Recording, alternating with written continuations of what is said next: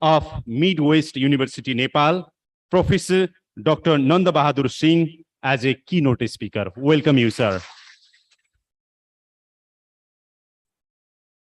Likewise, I would like to welcome the Dean of the Midwest University, Professor Dr. Bimal Lal Karna, Dean, Graduate School of Agriculture and Forestry. I would like to welcome Dean, Professor Dr. Associate Professor Dr. Liladhar Tiwari, Graduate School of Humanities, Social Science and Education. Likewise, I would like to welcome Associate Professor Dr. Sudeep Thakuri, Dean, Graduate School of Science, Technology and Engineering. Likewise, I would like to welcome, on behalf of organizer also, I would like to welcome Dr. Dipesh Kharel, representative, the University of Tokyo. And virtually, we have several and significant, important presenter as well as the speaker. I would like to welcome Dr. Praveen Shrestha. He is the president of JUAN. So welcome you, sir. Likewise, I would like to welcome Mr. Suman Dahal. He is the Joint Secretary, Ministry of Finance, Government of Nepal, and member of UTAN. Welcome you, sir. Likewise, I would like to welcome Ms. Mayuko Sato, Second Secretary, Embassy of Japan in Nepal. Welcome you, madam. Likewise, I would like to welcome Mr. Bhon Holguin, Head of Nepal Recruitment, and Ms. Jahana Korinwa, Head of Graduate Recruitment, Office of International Admission, Ritsumeikan, Asia Pacific University. Welcome you both. And likewise, I would like to welcome Mr. Kyoshi Takeda, International Office Director, Kyoto University of Advanced Science, KUAS. Welcome you, sir. And last but not least, I would like to welcome Assistant Professor Dr. Chandrasekhar Goit, Graduate School of Science and Engineering, Saitama University. And on behalf of organizer, I would like to welcome Kazuhiro Mori and Sano Masako also on behalf of organizer. Welcome you, sir and madam. And now I would like to request Associate Professor Dr. Sudeep Thakuri, the Dean, Graduate School of Science, Technology and Engineering, for a welcome speech. Please, sir.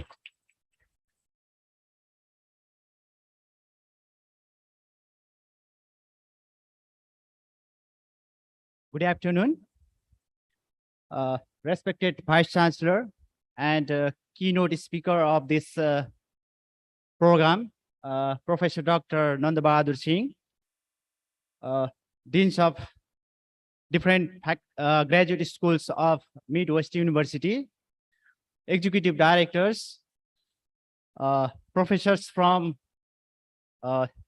different Japan universities, and also the coordinator of this program from the organizer, Dipeshji, Dr. Dipeshji, and most importantly, the participant from different public schools, private schools, different faculties of Midwest University. We have also participants from different faculties, teaching faculties, and all the staffs and all delegates from the Japan. I would like to welcome you all. This is very wonderful moment that we are here in Brindranagar Surkhet of Nepal, in the premise of Midwest University. This is actually the first time of this kind of event is happening in this city, in the far western part of Nepal. And definitely, this is going to be very useful for our young generation. We have students from undergraduate, graduates, and also the some from the different schools who are probably the beneficiary of this kind of program. This is actually the program between Nepal and Japan educational dialogue. And under this program framework, we are today hosting the higher education opportunity in Japan. This is actually the discussion on the scholarship, academic program, study environment, and future career for study in Japan. And this is actually, this program is organized by the Study in Japan Global Program in partnership with Midwestern University and Juan. Actually, there are several universities. They are actually contributing this event. And to name some of the institutions who are contributing this, President of Juan, Praveen Shrestha. Likewise, the Ministry of Mr. Suman Dahal, Senior Officer from Ministry of Finance, Government and of Nepal. Likewise, we have also representative from Embassy of Japan, Miss Mariko Sako. And we have professors, expert from different University of Japan. We have Professor Dr. Ilnaub Dimitar from Graduate School of Advanced Integrated Studies in Humanity from Kyoto University. Likewise, we have Professor Jonathan Woodward, the Graduate School of Arts and Science from University of Tokyo. Likewise, we have Assistant Professor Dr. Chandrasekhar Goyet from Graduate School of Science and Engineering, Saitama University. And we have also Assistant Professor Catherine Simpson from International Center, Shimane University, Japan. Actually, this program is started from 11 a.m. from this morning, and there is the mini exhibition scheduled from 11 a.m. to 5 p.m. this day. And this is the formal program of this day, and I would like to welcome you all in this program. And actually, this program have two panelists from Nepal and panelists from Japan. We have three panelists from Nepal: Praveen Shrestha, Suman Dahal, and Mariko Sako. And we have panelists from Japan, 4 portions. They are actually providing insights in different aspect of higher education opportunity in Japan.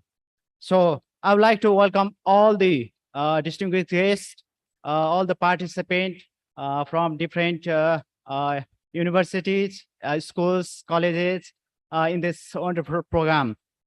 With this, I would like to thank you all and welcome again. Thank you.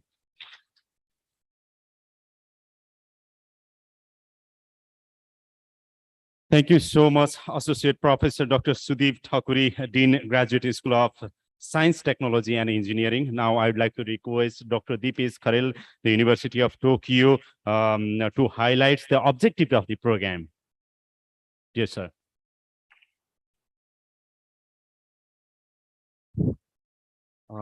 Thank you, Jagadish sir. It's so much energy now. I'm so much excited to see all of you.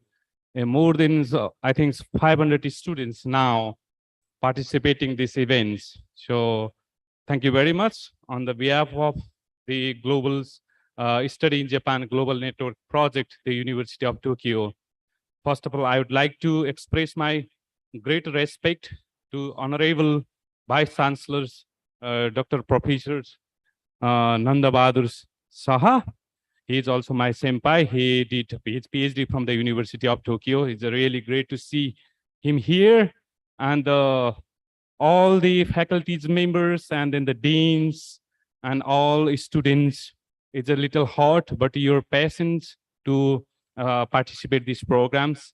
and all the faculty members, I would like to express my great appreciations. I also like to express my great appreciation to distinguished panelists today from Japan, university in Japan, and also academic institutions from Nepal, and also the government representation from the government officers, and also the representation from the Embassy of Japan.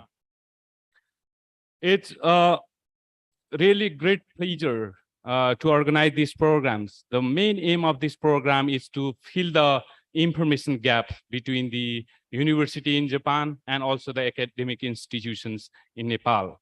Particularly, we like to provide the informations about the scholarship, different scholarship available in Japan and the academic programs. So for the young students in this Midwestern University. So in Japan, there are currently 320,000 Nepalese international students, and Nepal is the third largest group of international students in Japan, and over 1,500 university there, and they have a lot of English-based programs, and most of the university they provide the private and public scholarship.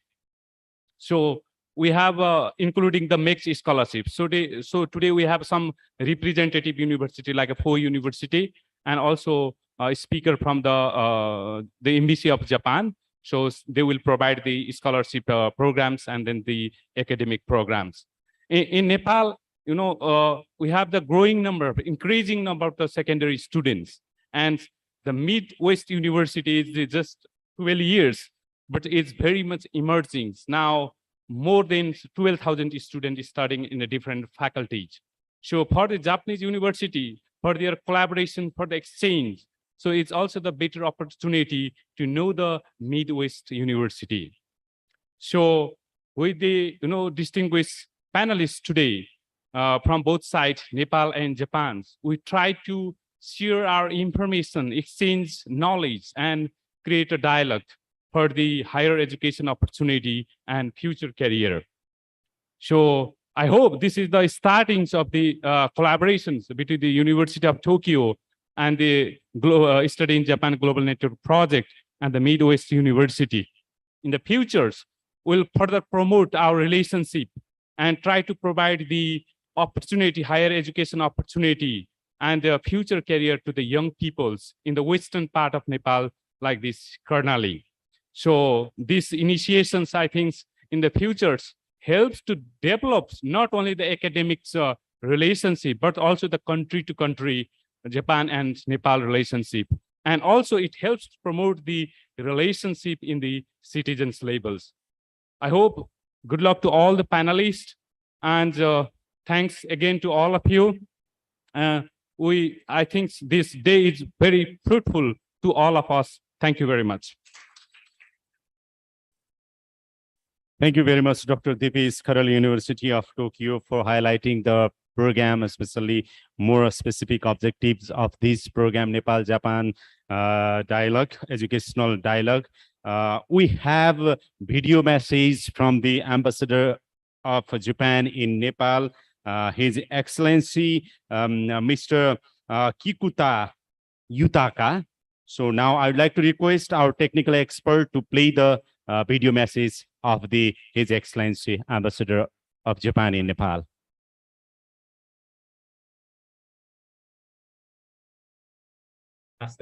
My dear Pastimancho, Bisho, Vidya Laika, Vidya Dihalu. I am Kikuta Yutaka, Ambassador of Japan to Nepal. I'd like to welcome you all to Nepal-Japan Education Dialogue today. First of all, I'd like to express my deepest gratitude to the faculty and staff of the University of Tokyo for hosting this dialogue today. As you all know, opportunities for studying abroad have been quite limited for the past several years due to the COVID-19. The embassy has not been able to host mixed scholarship selections, and it has also been difficult to hold study in Japan fair like this dialogue. However, this year, the embassy has resumed the mixed scholarship selection, And today we are able to hold this dialogue as a hybrid of person-to-person in Nepal and online from Japan. I'm delighted that we are getting back to a once normal environment where young students like you can pursue higher education opportunities abroad. As some of you may know, this year marks the 120th anniversary since the first 8 Nepali students were dispatched to Japan for their study in 1902.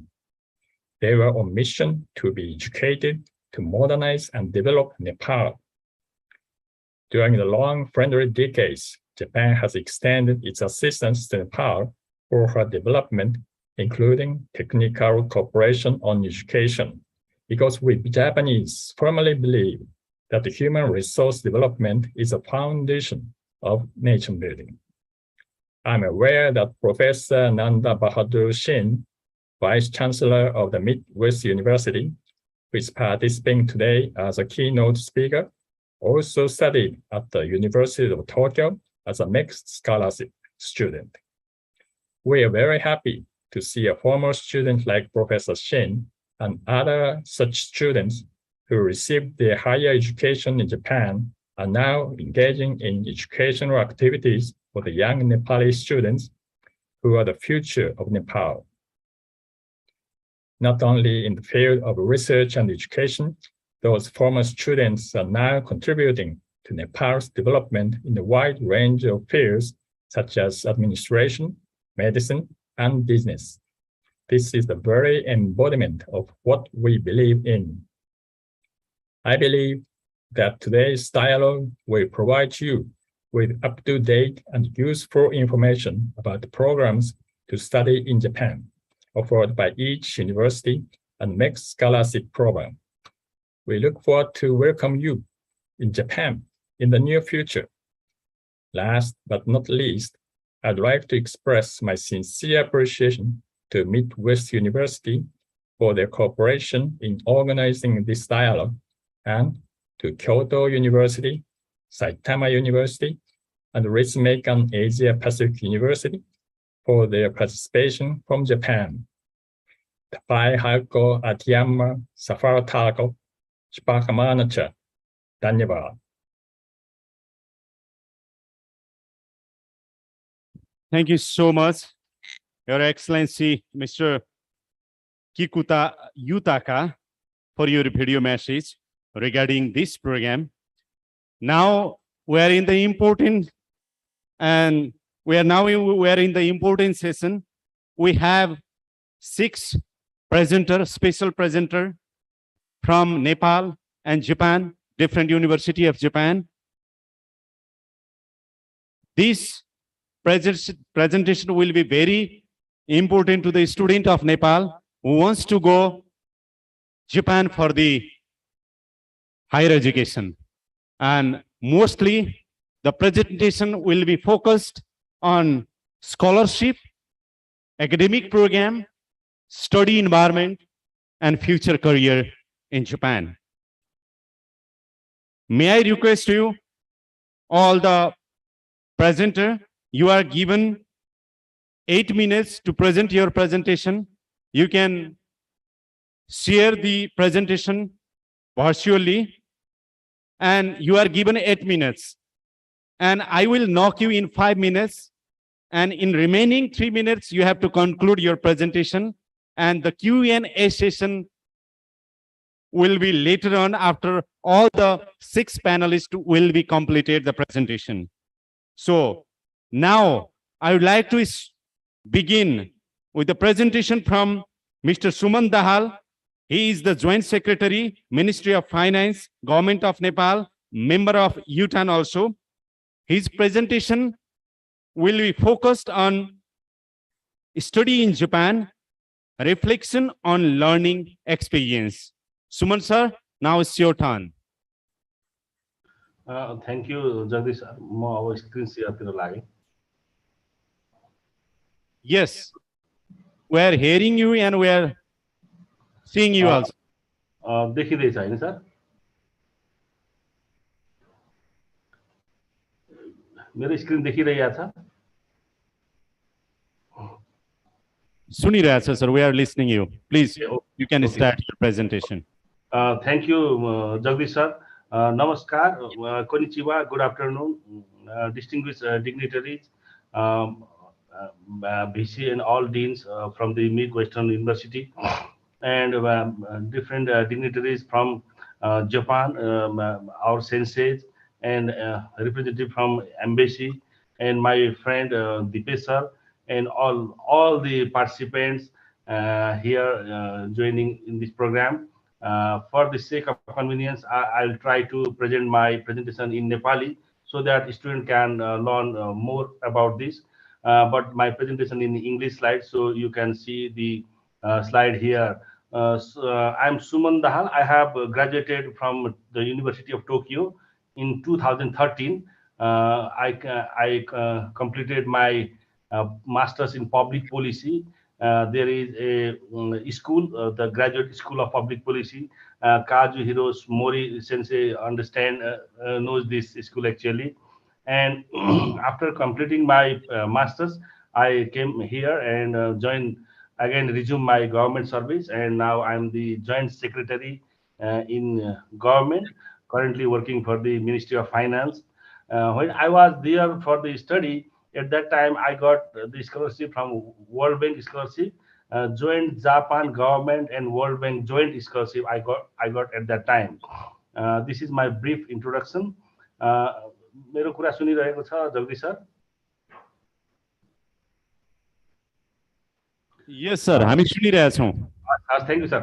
म अब नेपालीमा आफ्नो कुराहरू राख्न चाहन्छु. म किन विदेश गएँ, यो सबै भाइ बहिनीहरू जो हेरिराख्नु भएको छ उहाँहरूलाई फोकस गरेर म भन्न चाहन्छु. म त्यतिखेर उपसचिव थिएँ, आजभन्दा 11 वर्ष अगाडि 2011 सालमा.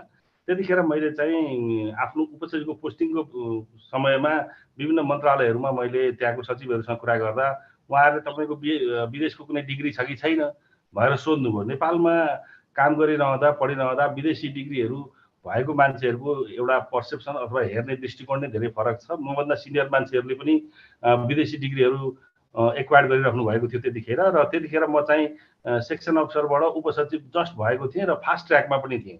त्यस कारणले गर्दा एउटा विदेशी डिग्री लिनुपर्छ भन्ने मेरो एउटा मनमा आयो. त्यसपछि म जापान गएँ. जापान म किन गएँ भन्दाखेरि हामी सबैलाई थाहा छ जापान एउटा एकदमै डेभलप कन्ट्री हो, जुन एसिया भनेको हाम्रो आफ्नो कन्टिनेन्टको चाहिँ डेभलप कन्ट्री जापान हो, जो चाहिँ विश्वमै दोस्रो लार्जेस्ट इकोनोमी थियो त्यतिखेर.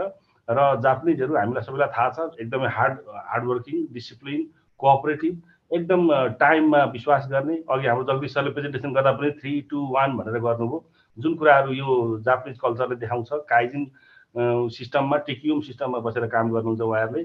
त्यो बाहेक त्यहाँको इन्भाइरोमेन्टहरू भने जस्तो जिरो भाइलेन्स, जिरो रबरी, जिरो चिटिङ, त्यहाँको सोसाइटीको कुरा गर्दा अथवा त्यहाँको इन्भाइरोमेन्टमै पनि हेर्ने हो भने विश्व स्तरको, मलाई लाग्छ स्वर्ग भनेर कसैले खोज्यो भने जापानलाई देख्न सकिन्छ. त्यति सफा, सो क्लिन. र हाम्रो नेपालको जस्तो टोपोग्राफी, विश्वमा धेरै देशहरू छन्, 200 देश छन्, तर जापानमा चाहिँ नेपाल जस्तो टोपोग्राफी, नेपाल जस्तो हिमाल पहाड तराई, र हामी नेपाल र जापानको बिचमा सयौं वर्षको लङ हिस्ट्री टाइअप छ. त्यस कारणले गर्दा हामी धेरै भाषाहरू कुराहरू मिल्दछ. त्यो मात्रै नभएर हामीले विदेशमा पढ्न जाँदाखेरि आफ्नो परिवारहरू लिएर जाने, परिवारले काम गर्न जान पाउने, केटाकेटीहरूले पढ्न पाउने, केटाकेटीहरूले विभिन्न खालका एलाउन्सेस भत्ताहरू पाउने, धेरै खालका ट्रिटमेन्टका सुविधाहरू पाउने, इन्सुरेन्सका व्यवस्थाहरू हुने देश भएकोले पनि हाम्रो जापान चाहिँ जसले पनि रोज्छ र मैले पनि त जापान रोजेँ. जापानभित्र पनि टोकियो युनिभर्सिटी भन्ने यस्तो युनिभर्सिटी छ जो चाहिँ विश्व स्तरको, त्यतिखेर म पढ्न जाँदा विश्वको टप 10 युनिभर्सिटीमा पर्थ्यो. अहिले पनि सायद 20 भित्रमा पर्छ. र टोकियो युनिभर्सिटी एसियाको नम्बर 1 युनिभर्सिटी हो, जसमा हाम्रो राणा कालमा पनि, जतिखेर अघि नै हाम्रो दिपेश सरले प्रेजेन्टेसनमा पनि भन्नुभयो, 8 जना साइन्टिस्टहरू राणाको पालामा पनि गएका थिए. हाम्रो पुरानो पूर्व राजा पनि त्यहाँ पढ्नु भएको अवस्था हो. त्यहाँको इन्भाइरोमेन्टहरू, त्यहाँको जुन लिगेसी छ, त्यहाँको हिस्ट्री छ, त्योसँग चाहिँ हामी जोडिन पाउनु भनेको यो जुनीमा एउटा ठुलो अवसर हो भन्ने हिसाबले त्यहाँ जोडियो. त्यस पछाडि त्यहाँ थुप्रै खालका हाम्रा नेपाली कम्युनिटीहरू छन्, स्टुडेन्टका ग्रुपहरू छन्, त्यसमा पनि हामीले सहभागी हुन पाउँछौँ. त्यसले पनि हामीलाई धेरै जानकारी हुन्छ. त्यहाँबाट म फर्केर ल्याउँदा मैले के लिएर आएँ त, जस्तो अहिले पढ्न जान खोजेको केटाकेटी भाइ बहिनीहरूको लागि त्यहाँ गएर अब के पाइन्छ त भन्दा, म त्यहाँ गएर एउटा हाइली प्रेस्टिजियस सर्टिफिकेट मैले लिएर आएँ पब्लिक पोलिसीमा. म 2 वर्ष त्यस्तो डेभलप सोसाइटीमा, हामी जस्तो नेपाली नागरिकहरूले त्यस्तो डेभलप सोसाइटीमा, त्यस्तो कन्ट्रीमा 2 वर्ष मैले बस्न पाएँ, विथ फ्यामिली बस्न पाएँ. त्यहाँका डेभलपमेन्टहरू, इन्फ्रास्ट्रक्चरहरू, त्यहाँको आइटी सिस्टमहरू हामीलाई एक्सपिरियन्स गर्न पाएँ। त्यहाँको एकदमै त्यसले गर्दा मलाई यहाँ फर्केर आउँदा एकदम हाइली मोटिभेटेड, एकदम कन्फिडेन्स बिल्डअप हो। मलाई देख्दाखेरि पनि मान्छेहरूले यो विदेश पढेर आएको मान्छे भन्ने खालको एउटा त्यो पर्सनालिटी पनि डेभलप भयो। मलाई केही पैसाहरू पनि जम्मा भयो। वास्तवमा यो प्रेजेन्टेसनमा त्यो नभन्दा पनि हुन्थ्यो होला, तर स्कलरसिपबाट र हाम्रो स्पाउसले जसको श्रीमान श्रीमती सँगै गइ छ त्यसले पनि काम गरेर केही पैसाहरू जम्मा गर्न सकिन्छ। तेस्रो ल्याङ्ग्वेज हामी नेपाली, इङ्ग्लिस, हिन्दी जानिरहन्छौँ भने जापानिज ल्याङ्ग्वेज पनि हामीले केही जान्ने मौका पायौँ। त्यो पढ्ने क्रममा म हार्वर्ड युनिभर्सिटी, विश्वको एकदमै प्रेस्टिजियस युनिभर्सिटीमा पनि कोर्स गर्ने मौका पाएँ। त्यही युनिभर्सिटीमा पढेको कारणले गर्दा त्यहाँ मैले स्टुडेन्ट कन्फरेन्समा स्टुडेन्टको कम्पिटिसनमा भाग लिएर मैले हार्वर्ड युनिभर्सिटीमा सानो कोर्स गर्ने मौका पाएँ। त्यसै गरी मैले युरोपका धेरै देशहरूमा स्टुडेन्ट कन्फरेन्समा युनिभर्सिटीकै पैसाले, आफ्नो पैसाले होइन, युनिभर्सिटीको पैसाले, प्रोफेसरको फन्डले मैले जाने मौका पाएँ। त्यो मात्रै नभएर मेरो मिसेसले टोकियोमै एउटा युनाइटेड नेसन्स युनिभर्सिटी भन्ने छ, युएन युनिभर्सिटी, त्यसमा पनि उसले एउटा सानो डिप्लोमा कोर्स गर्ने मौका पाइन्। मेरो छोरीले 2 वर्ष त्यहाँ जापानिज स्कुलमा पढ्न पाइन्। यसले गर्दा धेरै कुराहरू हामीले त्यहाँ पाउन सकेँ मैले। र फर्केर आएपछि, यहाँ फर्केर नेपालमा आएपछि मैले त्यो पढेको कारणले के पाएँ त भनेर हेर्दाखेरि सबभन्दा पहिलो कुरा सुमन सर, अब 3 मिनट्स बाँकी। सक्छु। मलाई यहाँ हेर्ने दृष्टिकोण, म प्रतिको एटिच्युड, पर्सेप्सनहरूमा मैले एकदमै अप लेभलको मैले पाएँ। म आफै पनि काममा एकदम मोटिभेटेड, कन्फिडेन्ट भएँ। मैले त्यसैको कारणले गर्दा यहाँ फर्केको 1 वर्षभित्रमा मैले आफ्नो जोइन्ट सेक्रेटरीको जाँच पनि पास गरेँ। त्यसले गर्दा म 1.5 वर्ष फर्केर आएको 3 वर्षपछि पनि त्यहाँको प्रोफेसरले मलाई त्यहाँको एउटा कन्फरेन्समा बोल्नलाई बोलाउनु भयो, त्यहाँ सम्मान गर्नुभयो, विभिन्न खालका सुविधाहरू दिनुभयो। अनि हामी फर्केर आएको 5 वर्षपछि पनि फेरि युनिभर्सिटीले सबै पैसा खर्च गरेर हामीलाई होटलमा राखेर त्यहाँ एक हप्ताको भिजिटमा होम कमिङ मिटिङमा पनि हामीलाई बोलायो। त्यसैको कारणले गर्दा म आज पिएचडी गर्नलाई पनि एकदम मोटिभेटेड भएर अहिले म पिएचडी गरिरहेको छु। र त्यसले गर्दा चाहिँ एउटा ठुलो खालको चाहिँ हामीले फोरम पनि क्रिएट गर्यौँ। नेपालमा अहिले टोकियो युनिभर्सिटीमा पढेर आएका विद्यार्थीहरूको एउटा फोरम हामीले क्रिएट गरेका छौँ। त्यो एकदमै प्रोफेसनल नेटवर्क छ। त्यसमा हामी बसेर 200 जनाभन्दा बढी यहाँ काम गरिरहेका छौँ। यति कुराहरू भनिसकेपछि नयाँ विद्यार्थीहरूको लागि म के भन्छु भने, जब तपाईँहरूले विदेशमा पढ्न जानुहुन्छ, जापान पढ्न जानुहुन्छ, त्यसले तपाईँको सोचाइमा, तपाईँको पर्सनालिटीमा, तपाईँको करियरमा ठुलो होरिजन क्रिएट गर्छ। त्यसले गर्दा तपाईँको नलेजलाई, तपाईँको स्किललाई, तपाईँको मोटिभेसनलाई, तपाईँको कन्फिडेन्सलाई पनि एकदमै ग्रो गर्नलाई चाहिँ यसले कन्ट्रिब्युट गर्छ। 2 वर्ष भनेको तपाईँको लाइफलाई धेरै ठुलो समय होइन, तर 2 वर्ष यदि तपाईँ त्यहाँ जानुभयो भने तपाईँको लाइफको करियरमा धेरै ठुलो परिवर्तन आउँछ। यसको लागि स्कलरसिपको व्यवस्था छ, परिवारहरू जान सक्छ, बच्चाहरू लिएर जान सक्छ, त्यो बच्चाले पढ्न पाउन सक्छ। यो खालको अवसर भएको हुनाले मैले चाहिँ एकदमै ठुलो अनुभूति एउटा प्राप्त गरेको छु, जुन कुराहरू चाहिँ मैले आफ्नो समयभित्र सक्ने प्रयास गरेँ। धन्यवाद Jagdish sir. Thank you so much, Shuman Dahal. He is the Joint Secretary of Ministry of Finance. He has explained about the study environment in Japan, learning experience, and all those things, his experience. And now I would like to request Dr. Pravin Shrestha. He is the president of JUAN also, and he will be focusing his presentation especially on higher education in Japan, a country of technology and culture. Dr. Pravin, I would like to hand over the mic to you virtually.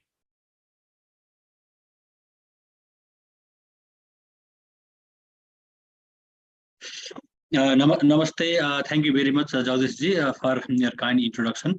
Well, I am Pravin Shrestha, currently serving as a president of Japanese University Alumni Association Nepal, that is JUAN. And I did a PhD course in medical science, that is neurosurgery, from Hiroshima University in 2008. And thank you very much to all the organizing committee members, all the distinguished delegates and participants of this meeting, this dialogue program of higher education in Japan. Thank you very much once again. Well, this is about a very brief introduction of Japan. Well, I don't want to go in details because of the limitation of the time. I believe many people here know about Japan, all these popular, world famous things that belong to Japan. So I don't want to go to all details about these things. Well, regarding Japan, according to my own impression, what I think about Japan is a country of culture. Japan is a country of science and technology, and Japan is a country of nature. So nature is something like religion for Japan, culture is something like life of Japan, and science and technology is something like livelihood, daily livelihood of Japan and Japanese people. So I believe Japan is a perfect combination of all these three: nature, culture, and science and technology. So it sounds quite amazing that in fact, Japan is like this. Well, in one hand, Japanese culture is very old, one of the most ancient in the world. And Japanese people, they are very much fond of their own culture. They strictly follow their culture. On the other hand, Japan is the country which is rapidly and continuously moving towards the modernization, heading towards the uh, science and technology. So in that sense, Japan is such a fascinating country to visit. So we should visit Japan at least once in our lifetime. Well, regarding people, Japan is one country, one people, and one race. Of course, there are different ethnicities within this small country of island Japan, but it seems that Japan is one country. Many people, they have the same language. Almost all people, they have same culture, same tradition, same attitudes. They have almost same type of behavior. So no doubt, Japan is a country, one people, and one race. Even though Japan has these days a shortage of human manpower, it is still very much restrictive for the foreigner. So there is very little or non-foreigner influence in Japan, even though they have shortage of manpower recently. But recently, Japan has opened up a little bit since early 2000. And regarding the religion of Japan, it's a combination of Shintoism, Buddhism, and Confucianism. So all these three types of religion are commonly found in Japan, even though Shintoism is the native religion of Japan. However, Japan and Japanese people, they are not that strictly religious. They don't have any strict religious activities. They don't have any strict religious gatherings. They don't talk about religion in their daily life. Unlike we Nepalese people, we talk about Dasai Tihar, we talk about our religion, but in Japan, it's not like that. However, in certain occasions like birth, marriage, and death, in these ceremonies, definitely they do have their own religious culture. They do have their own rituals. They strictly follow that. And they also have different, many matsuris in a year. So matsuri is a kind of festival that is not from religious point, not only from the religious point of view, but also as a culture and as a entertainment, they celebrate this type of matsuri. Well, now coming to technology development in Japan, Japan is one of the first countries to understand the true power of technology. Japan identified, yes, technology is the one by which this country can go ahead, especially Japan developed technology after the end of Second World War. So Japan has become a global leader in the field of science and technology.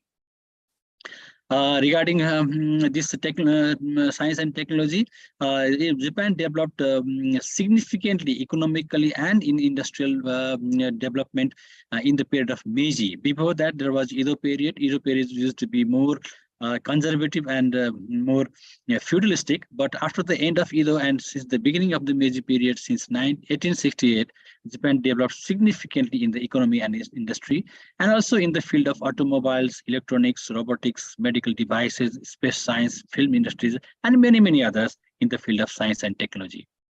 Few more points about science and technology in Japan. Japan is one of the countries with the highest budget for the R&D, research and development, after USA and China.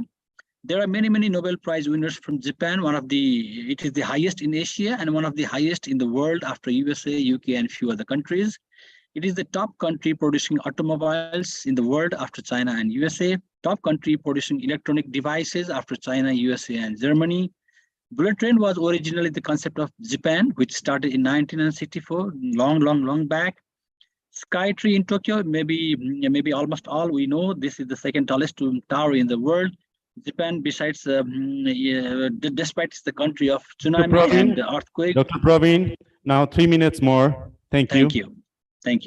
So this second tallest tower is in Tokyo, Japan, and Japan also one of the first countries to make human-like robot. Well, this is the second tallest sky tree, 634 meter tall in Tokyo. It is almost double the height of Eiffel Tower in Paris. Well, regarding some historical facts, this is Mr. Ikai Kawaguchi. He is the first Japanese to visit Nepal in 1899. And since then, the people-to-people contact started between the two countries. This diplomatic relationship started in 1956.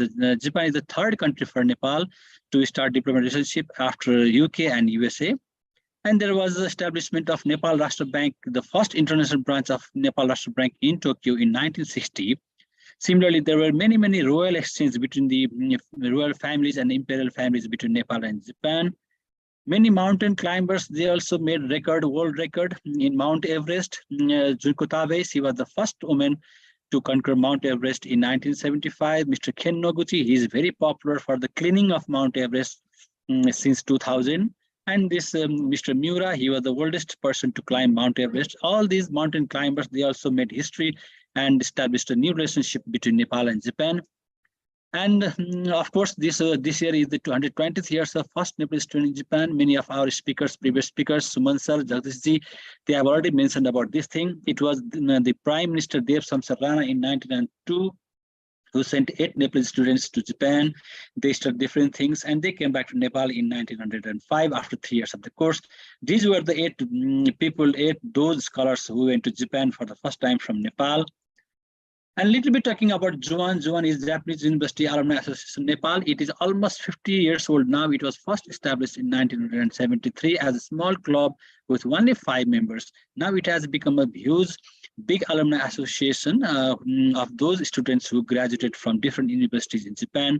The main objective of this alumni association, JUAN, is to unite all the former Nepali students of Japanese university and institutes to share their knowledge and skills in Nepal, to contribute in nation building in Nepal, and to promote ultimately Nepal-Japan friendship. Well, these are the few pictures showing different activities of JUAN, our alumni association. Well, this is the old picture. It was when I was in Japan, me and my wife, more than 17 years back. We used to participate in different events like this. We used to cook Nepali dal, bhat, and momos like this, and enjoy our, friendship with Japanese friends. And this is one of the recent photos. My family, they live in US, and whenever I visit US, whenever there is family gathering like this, it's me making sushi, norimaki, tempura, and all this. So what I mean to say is, wherever we have blood the feeling of Japan in our own blood. So wherever we are in this world, we try to celebrate with Japanese things, Japanese food like this.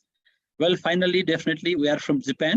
So every our young students, you should try to visit Japan. Undoubtedly, it is one of the excellent places in the world. You should visit Japan and learn Japanese. As Suman sir has already explained, Japanese language is one of the most popular language in the world. And definitely, once you come back to Nepal, you will have definitely new place in Nepal to start a new thing. Thank you. Thank you very much.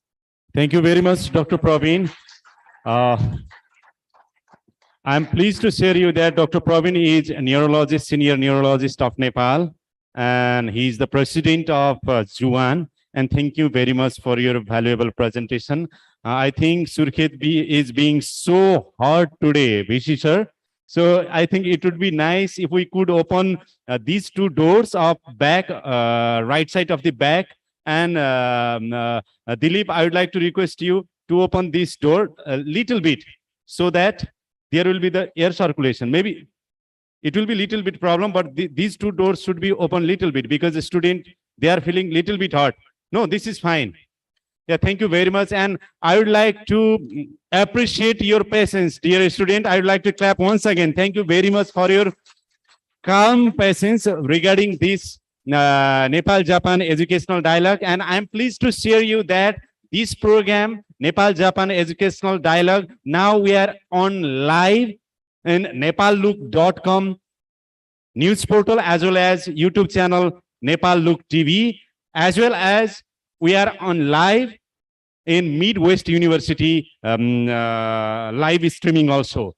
And I'm pleased to share that it will be this program, this Nepal-Japan Educational Dialogue will be broadcasting in Image Channel Television, as well as Image FM also later on after the production. So thank you very much for your patience and calmness and active participation. Now I would like to request to present Miss Mayako Sato. She is the second secretary, Embassy of Japan in Nepal.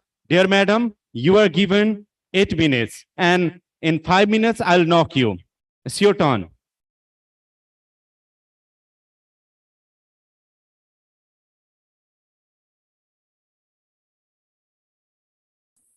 Namaste, namaskar.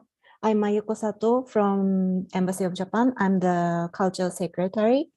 I'm so glad to have this opportunity to explain about a MEX scholarship because we did not have a chance for these 2 years due to COVID. As our ambassador has mentioned, I appreciate to all the faculties and staff of the universities for having this dialogue today and all the participants to join. Thank you.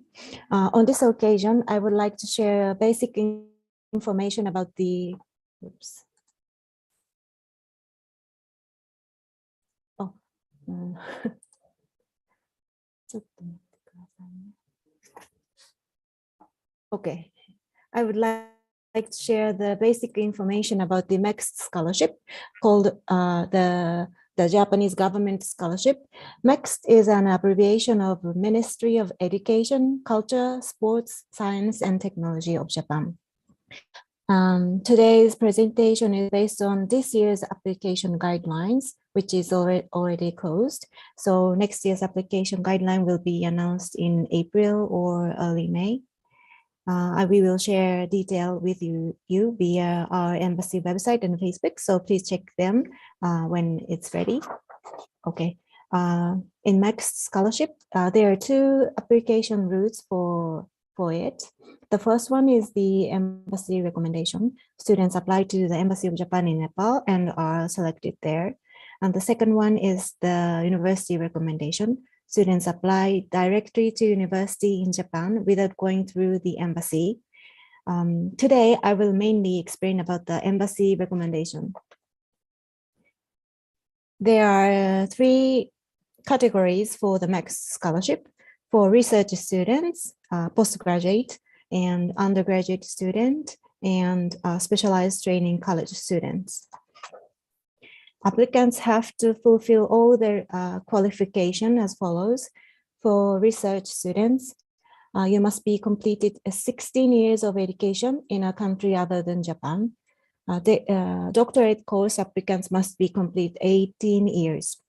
And you should be achieved grades 70% for natural science and 60% for humanities and social science on average throughout above education period, such as SEE, +2 exam, final exam result of your bachelor degree.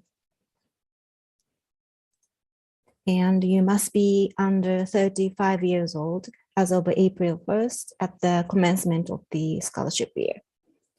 And applicants are eligible for apply this scholarship under the same field of their previous degrees. So for example, who had a bachelor in science field is eligible to apply to study at the course of the master's degree in science. The term of this scholarship is basically 2 years. It could be extended for further studies under certain conditions.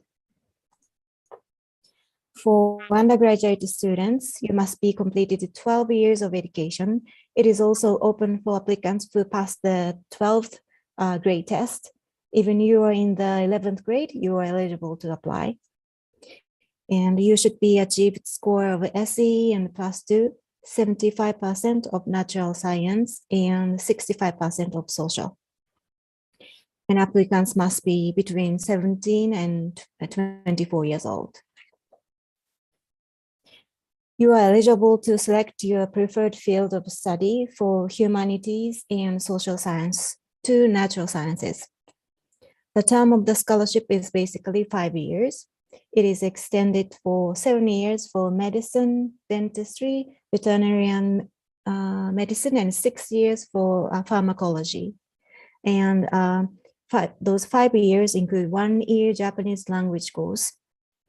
And this could also be extended under certain conditions. For specialized training college, the requirements are almost same as undergraduate, so I'll just skip. To study at the specialized training college, you are eligible to select your preferred field of study from following: technology, personal care and nutrition, education and welfare, business, fashion and home economies, culture and general education, and others. The term of the scholarship is basically 3 years. including 1-year Japanese language course, and this could also be extended under certain conditions. And what the next Ms. covers Sato, is now 3 minutes Yes. more. Thank you. okay. A monthly allowance, which is, for example, 144,000 Japanese yen for research student, and travel cost around up airfare between Nepal and Japan, and school fees, admission fee, and tuition fee will be covered. The selection process is as followed. For research student, it usually starts in May, and applications are screened with support documents, an English test, research proposal, and an interview. The embassy recommends selected candidates to the Japanese government by June, and the Japanese government undertake final screening with Japanese university, and the successful candidate will get the final approval by the next January. For the undergraduate and specialized students, the selection process is almost same, but the contents of the writing test is a little bit different. Okay, for your reference, I would like to share the number of applicants and successful students for the past several years. The year 2021 and 22 were skipped since we could not hold the examination. As the table shows, the number of the students of 2023 have not yet been finalized. And also this year, post-COVID, the number of applicants has dropped significantly. I believe this is due to the fact that we have made our application requirements a bit stricter than in the past, so as not to attract too many people for the writing examination. So I have to see what will happen next year. But while the MEX scholarship is still quite competitive, the acceptance rate has increased from 2% before COVID to 7%. So those who are interested in this scholarship are encouraged to give it a try at once. This is the number, this is the breakdown of the applicants for 2023. You can see that the more than like 80% students are from natural science here. Oh, and as finally, I would like to talk a little bit about university recommendation. Under the university recommendation system, Japanese university directly recruit and recommend their own students based on our inter-university exchange agreement, etc. So the embassy basically is not involved in the selection process, but the number of successful students is here. This table shows that every year the same or more students go to Japan to university recommendation than on embassy recommendations.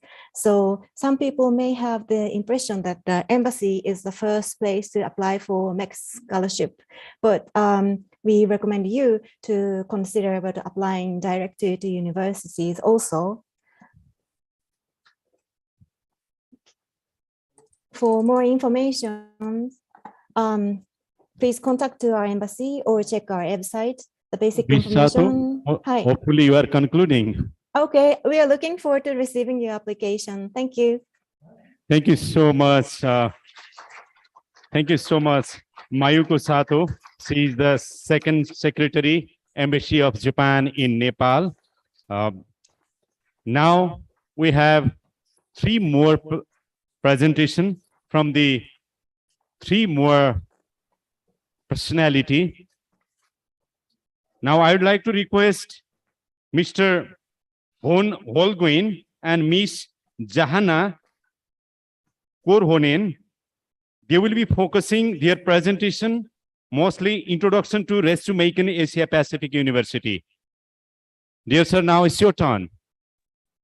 Oh, great. Thank you for the introduction. My name is Van Holguin, and I will be teaming up with my co-host here, Johanna, I will handle the undergraduate side and she will handle the graduate side. I'll do the most of the presentation, but if people are interested in postgraduate studies, she'll be around for the question and answer. I'll share my screen now.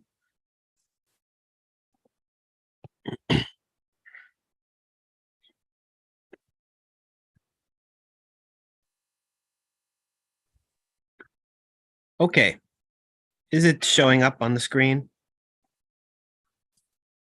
Yes. Great, thank you guys. So, who are we? We are Ritsumeikan Asia Pacific University, APU for short. And we are proud to call ourselves Japan's leading international university. A little bit about us. We are not in a big city. We're kind of in the countryside. We're in a place called Beppu, which you can see is on the southernmost island of Japan. And it's quite a distance from some of the places you may know. It's about a 1 hour and 20-minute flight from Tokyo. So Beppu is a small city of only 120,000, although it's a very large tourist destination for Japanese domestic tourists. 8 to 14 million tourists in a normal year. Based on the ratio of foreign students, we're actually third highest in Japan. A little bit more about APU, a little bit under 5,000 total students on both the graduate and undergraduate side. Almost 1/2 total are international from 102 countries and regions around the world. Our faculty is also incredibly multinational and multicultural. Again, coming about half of the faculty from international places around the world. So, what's special about APU? Well, we're not 100% academic focused. We want you guys to, of course, study your academics, but you know, the benefit of choosing a place like APU is to immerse yourself in the multicultural and kind of cross-communication, boundary-breaking environment. We have 3 colleges at the undergraduate level and 2 colleges at the graduate level. Let's go into it one by one. First is the College of International Management, where you'll get a business degree. These are the 4 concentrations you can choose from. We're also accredited by AACSB. And I know you guys might be like, what does that even mean? Actually, AACSB is the marker of quality in business education. Only the top 5% of business programs in the world can receive this accreditation. The next college is the College of Asia Pacific Studies. And this is kind of our social science, liberal arts focused, college degree. You're going to get a Bachelor of Social Science here. You can study economics, culture, society, and media, or international relations here. And field studies are baked into all of our programs, which I'm going to go into a little bit later. Lastly, the newest college in our repertoire is the College of Sustainability and Tourism, which might be of particular interest to you guys, as tourism is a big driver of Nepal income and revenue. So I'll skip that.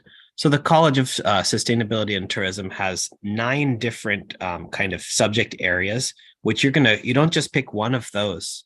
You're gonna mix and match it to make a customized learning plan that excites you. You're gonna choose between 3 and 5 of these study areas to get a really customized and specialized degree once you finish.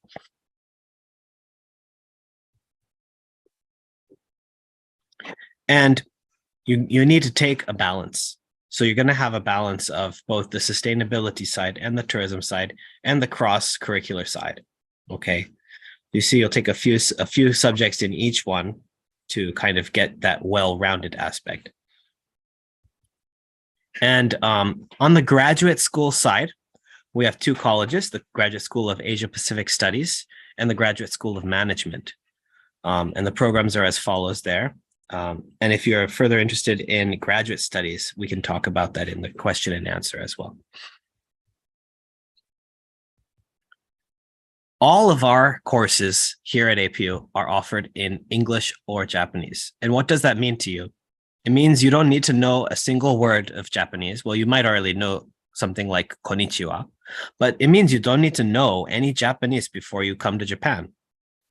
We're going to provide you with that foundational level of basic Japanese competence that you'll need to live your life and succeed in a foreign country. And it's going to be compulsory for your first year, so you can get to that basic level, right? And just like that Japanese is Now 3 mandatory. minutes more. Thank you for the 3-minute warning. Just like that Japanese is mandatory for you, studying English is mandatory for the Japanese students. And we do that so that you can have the basic level of cross communication necessary to make an integrated campus. So your Japanese fellow students will also be studying English so that they can get to communicate with you. You can study other languages later on if you'd like as well. And like I was mentioning earlier, at APU, we really want you to choose APU because of the unique atmosphere and campus things that we offer, not just for the academics. So we really focus a lot on what you do in your student life, club activities, off-campus exchange programs, field studies, internships. We have, I think the numbers are even more than that. I think we have 160 institutions that we work with now in 49 countries around the world. And field studies are baked into every aspect of your curriculum. So you're going to put your book knowledge into real world practice. You are guaranteed a spot in AP House, our dormitory for the first year. And you'll have a shared roommate with the Japanese student. And where something very, very, very proud of is that even during the COVID crisis, we still kept a 92% job placement with our alumni.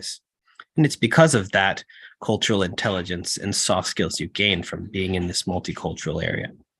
And students will go on to some very prestigious companies and some of the best graduate schools in the world. So you have a lot of opportunities available. And of course, scholarships, we have a lot of scholarships available.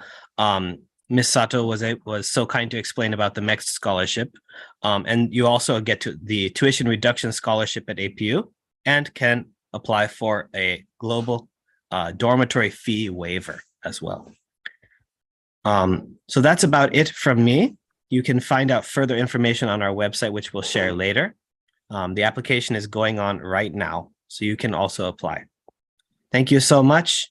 And please have a wonderful rest of your day. If you have questions, please ask us as many as you need to at the question and answer. Back to you, Mr. Jagdeep. Thank you very much. Thank you very much, Mr. Bone, for introducing the Rise to Macon Asia Pacific University of Japan.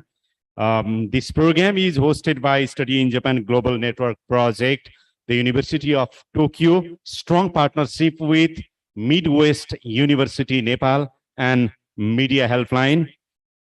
Now we have two presenters more.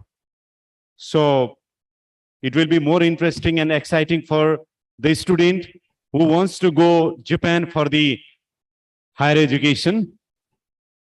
So now I would like to request Mr. Kyoshi Takeda. His presentation will be focusing on your engineering degree in Japan in English. So I would like to request you to present your presentation, sir. Mr. Takeda.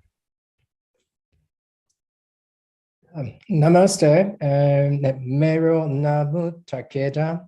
My name is Kyoshi Takeda. I work at the Kyoto University of Advanced Science, KUAS for short. And I'll be very pleased to talk about our all new and exciting engineering program to Nepalese students like you. The good news for you is that this is an international program. This has been taught entirely in the English language, not in the Japanese language. So like APU, well, if you want to apply for KUS faculty of engineering, you don't have to have a prior Japanese language at all. As long as you are fluent in the English language, you know how to speak in English language, and you have achieved a certain level of English proficiency, you be completely eligible to apply for KUS engineering. That I hope that should be the good news for you, first of all. So again, today I'd like to talk about our exciting engineering programs where you can learn about the combination of computer science, mechanical, electrical engineering. So let me emphasize that you can learn about the combination of mechanical and electrical computer science. You don't have to choose one of them on our program, which might sound a little bit strange to you, but our program is highly modernized, highly designed, so where you will be allowed to have greater exposure to all of these important essential engineering expertise like computer science and mechanical engineering, electrical engineering on just one same program. So why Japan? Why study in Japan? To make a longer story short, Japan is the place where engineers pay the most compared to other Asian countries. Compared to in Singapore, compared to Korea, compared to Hong Kong, Taiwan, as you see on the slides, Japan is the best place for engineers financially. A bit about KUS. It started in 1969. Japanese government accredited private university. It's located in Kyoto Prefecture. If you take a look at the map in green on the right-hand side, you see where Kyoto is. Obviously, Kyoto is centrally located on the map of Japan and with great access to two major cities like Osaka, Tokyo. Let me talk about our scholarships. We do have strong scholarships for best qualified students on a merit basis, not a need basis, on a merit basis. So if you are qualified to be a recipient of our scholarship, you could be our recipient of our tuition scholarship in the form of tuition reduction by 30%. It could be 50%. It could be 100%. It all depends on your academic credentials. And let me talk about in details about the criteria for scholarships admission. Our professors would like to take our students who have overall strong GPA in grade 10 or 11 and 12. And we also like to have Nepalese students have a good track records in physics and math. And also we'd like to have students notable 10+2 exam results. Also, we also take a closer look at how you write in your application essay and how your recommenders write about you when you apply for KUS. So to make a longer story short, we make decisions on your scholarship by taking a holistic reviewing process, meaning that we don't have any single criteria to make our decision to make our decision on your scholarship levels. And we are so proud to share with you that Bino Kandel, one of our current students from Nepal, was a recipient of our prestigious scholarships in the form of a 50% tuition reduction. He achieved a GPA more than 3.8 at NEB. And another student from Nepal, Siwalu Bigam, who was also our recipient of scholarship in the form of a 50% reduction. You may be surprised that this applicable to up to 4 years, not just 1 year, not just the 2 years, up to 4 years, if you are qualified. In terms of a job opportunity, there are so many interesting opportunities available in our cities, as you see here. So you don't have to worry about your placement after graduation as an engineer. Coming back slightly, let me explain what exactly we do on our programs. Mr. Takeda, 3 minutes more. Sure, Thank thank you very much for remind me. And computer and the data processing are conceptually centrally located, followed by mechanical engineering, electrical engineering. So when you if you are interested, and then just to check our entry requirements for undergraduates. Number one, you need when you apply, you need to have a comprehensive understanding of the physics and math, equivalent to high school level, meaning at 10+2 level, and preferably you'll be expected to have covered algebra, geometry, pre-calculus, statistics, force and motion, waves, electricity, magnetism, atom structures in physics areas. If as in the bottom, if you need to submit your English proficiency or score proficiency levels, let's say 75 for TOEFL IBT and 5.5 or better IELTS, 105 for Duolingo. Here's an application documents, and if you are interested, and pretty straightforward. And let's take a look at the number 5. Where it says 10+2 exams results are required when you apply for KUS. But if even if not taken yet, you can send us your application essay. You can application forms with no major issues. And as long as you can send us your application, 10+ exam results later. And let me talk about a little two upcoming application windows. One is December 1st, 2022. Last one was February 13th, 2023. So if you are interested in a learning engineering program in Japan, I'd highly recommend you to start organizing your necessary documents as quickly as possible. If you have any questions, ask us any as many as you need to ask us later. Here's the international dormitory. If you're interested, beautiful, clean, and to accommodate all international students, including Nepalese students. They all love our clean facilities in our international dormitories.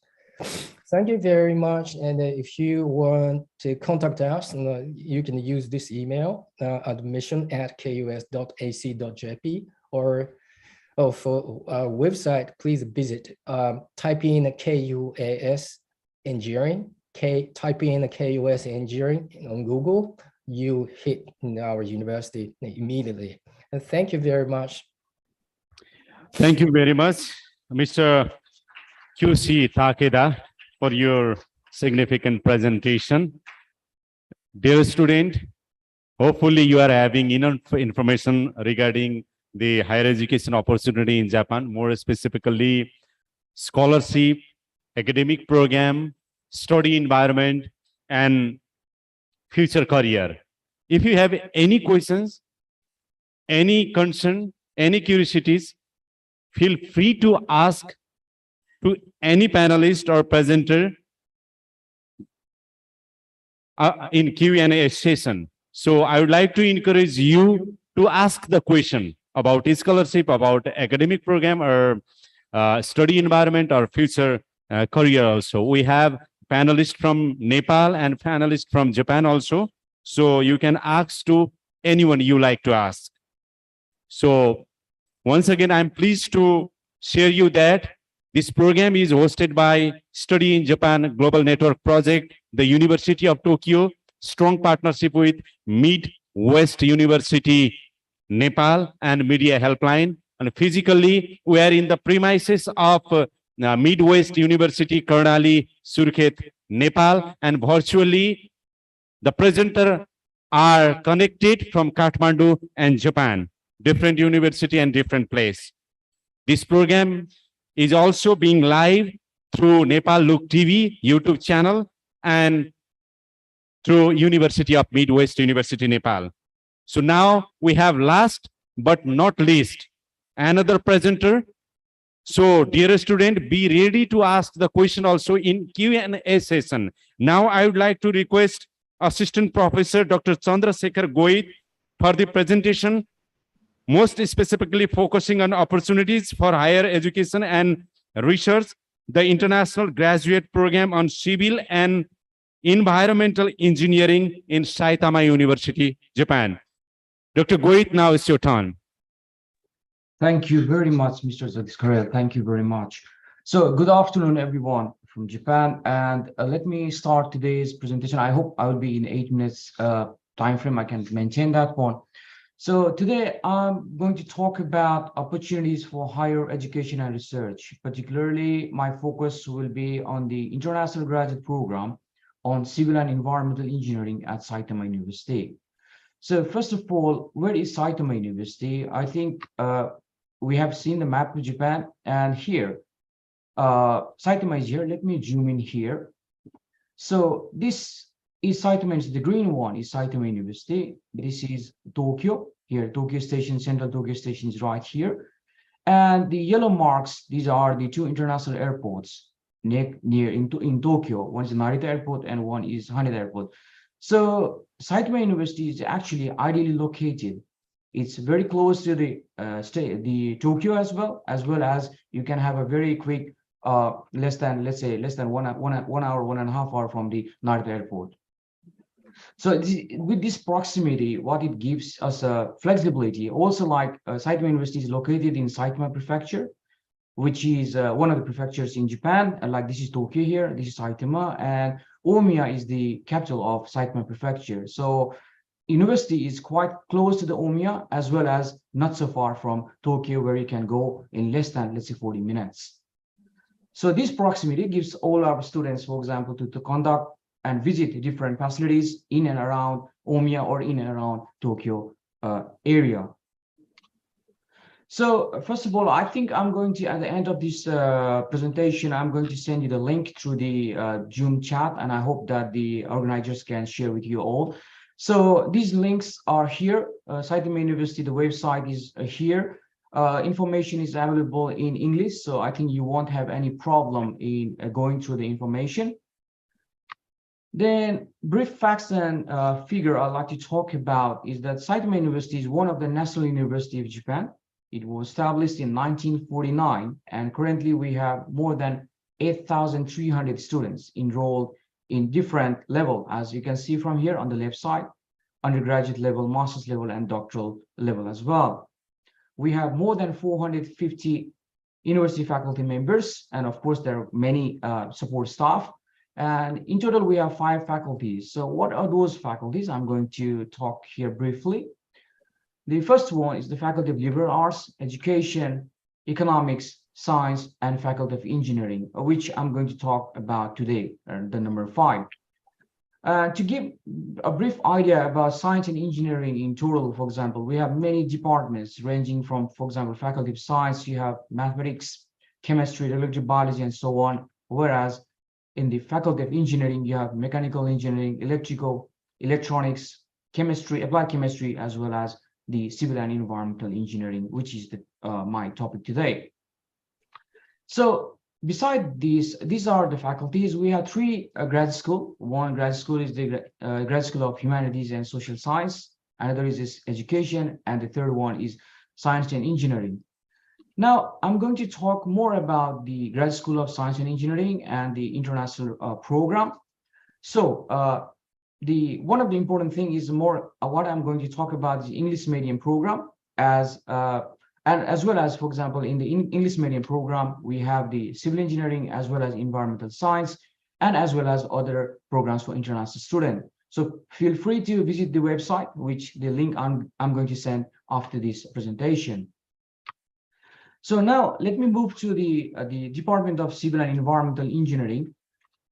Department of Civil and Environmental Engineering, the website is here, but again, the link will be provided. So there are 5 different research groups within the Department of Civil and Environmental Engineering, including from geotechnical engineering, earthquake prevention and mitigation group, for example, structural engineering, including the mechanics and material, transportation planning, hydraulic and environmental engineering, and within this framework of 5 different research groups, a range of research activities is being carried out. such as listed in this page, from ecological engineering to infrastructure management, from coastal and ocean engineering to hydraulics and water resources engineering. So this is the background of the, for example, civil engineering. So how is the distribution of the students that are enrolled at the Department of Civil and Environmental Engineering? Our undergraduate program is in Japanese, so that's why there are like only 5, for example, enrolled 5%, for example, not 5%, a total of 5 students are enrolled. The data is as of April. But if you start to look at the master's and the doctoral program, the blue marks the international distribution, whereas the red Dr. is Goit, you have 3 minutes more. Thank you. Thank you very much for reminder. So now let me briefly, not briefly, in detail, I'd like to go into this, the International Graduate Program of Civil and Environmental Engineering. We have a dedicated page. All the information I think you can find very easily. But the important part I'd like to highlight here, this program is actually very old in one way that it started in 1992. And as earlier discussed about APU and KUS as well, our medium of the program is in English, so that you don't need any Japanese requirement to enroll to the program. The students actually enroll to the postgraduate studies, both the master's and the doctoral program. And we have various scholarships that are available. As Misato from the Embassy of Japan in Nepal mentioned about the university recommendation, our university have such a university recommended MEC scholarship. We have Asian Development Bank scholarship, we have World Bank, as well as a JICA scholarship and others. So if you look at the total enrollment from 1992, our program have more than 720 students from over 30 countries. So I'd like to show this slide here. This is about the distribution of the international student. And as you can see from Nepal, we have quite many. So far, 76 students have graduated from our program. And all these students, for example, these are all the graduates. They have been working in different parts of the world on different capacity. And for the supporting the student, as I can tell you, this is like, once I was also an international student when I came.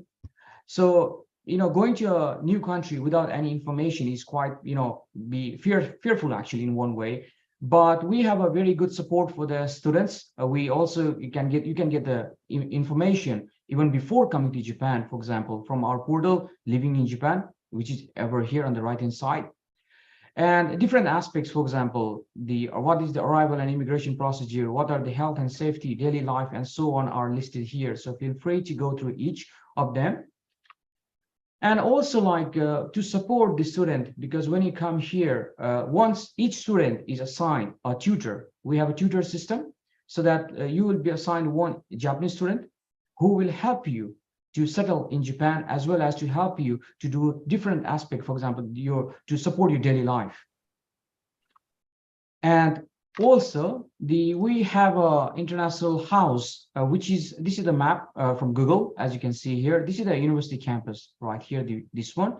And right next to the university campus, we have international house. So all the international students, when they come to Japan, to come to Saitama University for first year, they all live in the international house. Dr. Guit, hopefully you are concluding your presentation. Yes, I'm almost finished. So I think I'll skip this Japanese language part, because I already mentioned that Japanese language is not a requirement. So let me just go to the final one. So beside other activities also here, like I'll just show this slide only, that there is a gathering of students. There are different type of festival in the university as well. So if you have any question, I'll be more than happy to answer your queries. So thank you very much. Thank you.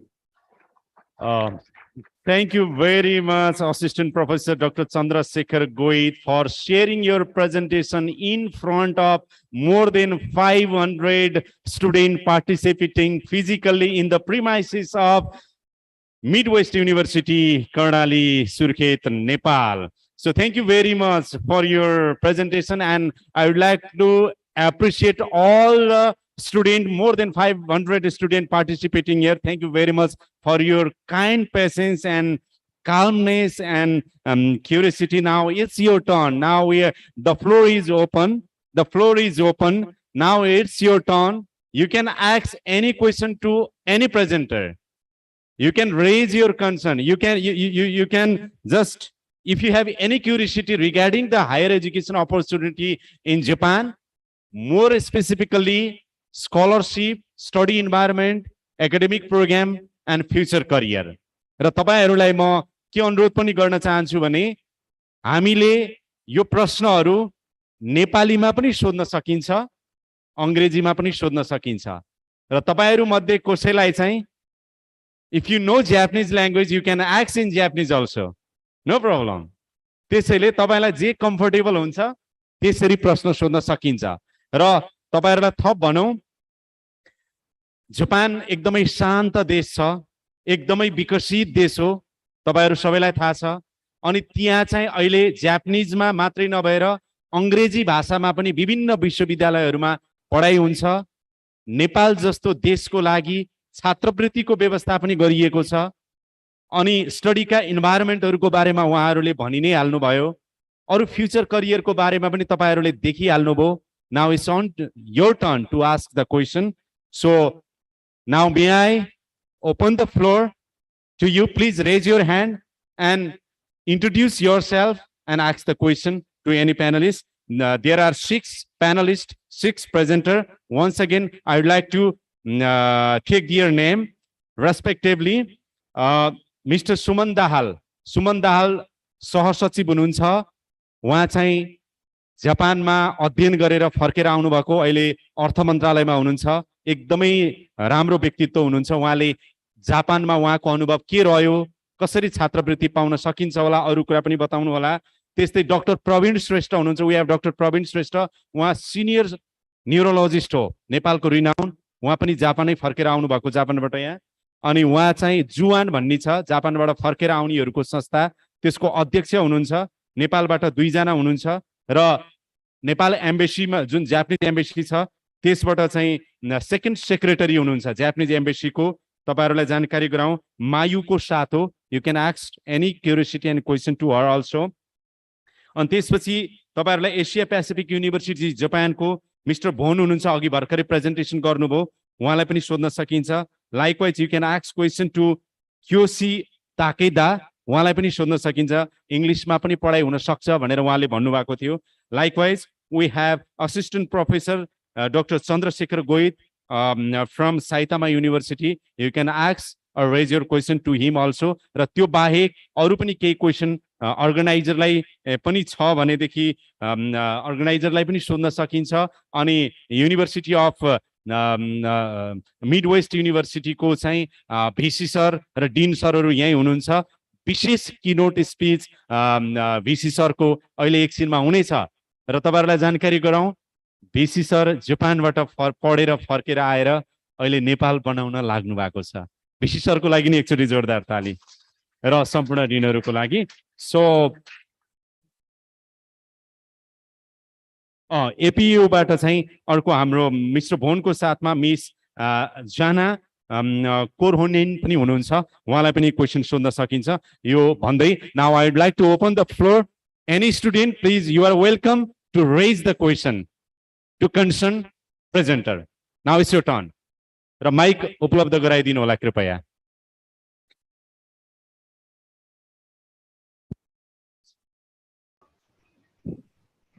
Yeah, please. I have many questions. Introduce myself. My name is Milan Maji.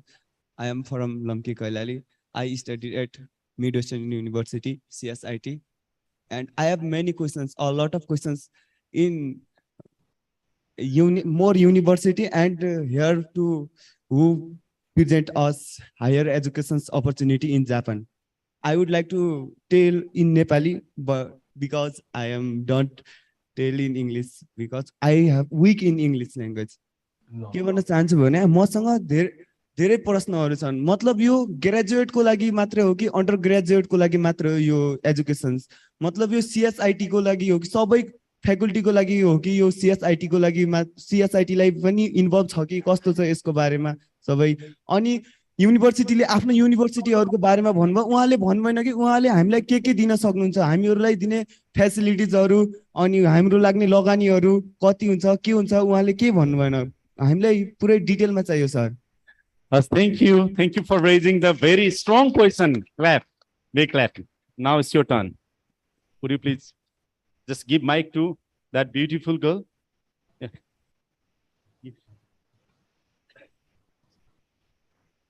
and smart also. You are the first one who raised the hand. That means you are smart. Please. Thank you, all of you. First of all, I would like to thank all of you who organized this type of knowledgeable program. This is program. I just listen in the radio and I come here. And one of the the Madhya Paschim, I don't know his name, but he say me go there. There is running the program regarding the Japanese language, and I'm really thankful to all the who say us the information. But we are not even clear because of language. We are Nepali, and they all are speaking in English. I think we have difficulties to all capture the word what they say to us. But they tell us very important things. I'm also confusing in this type of words. All of the institutes are opening for Japanese language. Our brother and sister are studying Japanese language. They are going Japan for working. How they can study there, or they तिनीहरूले त्यहाँ गएर नेपाल उसमा पढ्न पनि र त्यहाँ कमाउन पनि सक्छन् कि नै भन्ने मेरो क्वेशन हो एउटा। अनि अर्को चाहिँ तपाईहरुले यहाँ अर्गनाइजेसन गर्नेले हल्का नेपालीमा भन्देको भए पनि पुरा यहाँ क्लियर सबैले बुझ्नुहुन्थ्यो अनि राम्रो हुन्थ्यो जस्तो लाग्यो। एकदम राम्रो। Thank you so much. र मेरो विचारमा सुमन सर र Praveen sir will explain, will summarize little bit about the this Nepal Japan educational dialogue program. अलिकति स्कलरशिप अरु व्यवस्थाको बारेमा पनि छोटोमा अन्तिममा उहाँहरुले पनि बताउनु हुनेछ। अनि सम्पूर्ण विद्यार्थी साथीहरुलाई म के भन्न चाहन्छु भने यो कार्यक्रमको यो प्रेजेन्टेसन यो लिंकहरु तपाईहरुलाई तपाईको इमेल हामीले जुन राखेका छौं त्यो इमेलमा पनि पठाइदिन्छौं। अनि फुर्सदमा तपाईहरुले जस्तो जसले प्रेजेन्टेसन गर्नु भएको छ उहाँहरुको त प्रेजेन्टेसन छ, त्यो प्रेजेन्टेसन तपाईले आफ्नो इमेलमा पाएपछि कहाँ छात्रवृत्ति रहेछ, कहिलेदेखि भर्ना रहेछ, कहिलेबाट पढ्न पाउने रहेछ, स्टडी इन्भाइरोमेन्ट के रहेछ, साइतामा युनिभर्सिटी राम्रो छ कि युनिभर्सिटी अफ टोकियो राम्रो छ कि रिसुमेकन युनिभर्सिटी राम्रो छ कि अथवा अरु युनिभर्सिटी कस्तो छ सबै हेर्न पाइन्छ फुर्सदमा। त्यो तपाईहरुलाई हामी चाहिँ त्यो लिंक तपाईहरुको इमेलमा मेरो विचारमा हामी एक हप्ता भित्र नै पठाइसक्ने छौं। तपाईले इमेल टिपाउनु भएको छ त्यसले गर्दा सजिलो हुन्छ। एउटा कुरा तपाईले राम्रो कुरा उठाउनु भयो। अनि अर्को कुरा चाहिँ यो प्रोग्राम पनि हामी फेरि टेलिभिजनबाट पनि ब्रोडकास्ट गर्छौं, रेडियोबाट पनि ब्रोडकास्ट गर्छौं भन्दाखेरि अहिले जति तपाईले सुन्न पाउनु भएको छैन you will be more clear after listening or after watching television program. त्यसले पनि it will support you to be more clear about the higher education opportunity in Japan. त्यसको लागि पनि सजिलो हुन्छ भन्ने मलाई लाग्छ। अरु please. Thank you, everybody. My name is Sudhanshu Kumar Singh. I'm a student of Graduate School of Agriculture and Forestry, AMGAT. We are here with our group. My question was regarding the agriculture course. I would like to ask that everyone explained about their universities, their authority members. They were talking about the universities and various courses over there. I would like to ask that, including agriculture, is there any criteria for agriculture like scholarships? And if we are getting chances to study in Japan, if we are getting to study agriculture in Japan, how much of us may get chance over there? Like, and what will be the amount we have to pay, or will be a kind of a scholarship? So it is my question. And if there is more question regarding agriculture, I mean, related to it, I would like to ask you all to explain all about that. It's my kind request to all of you. Thank you so much.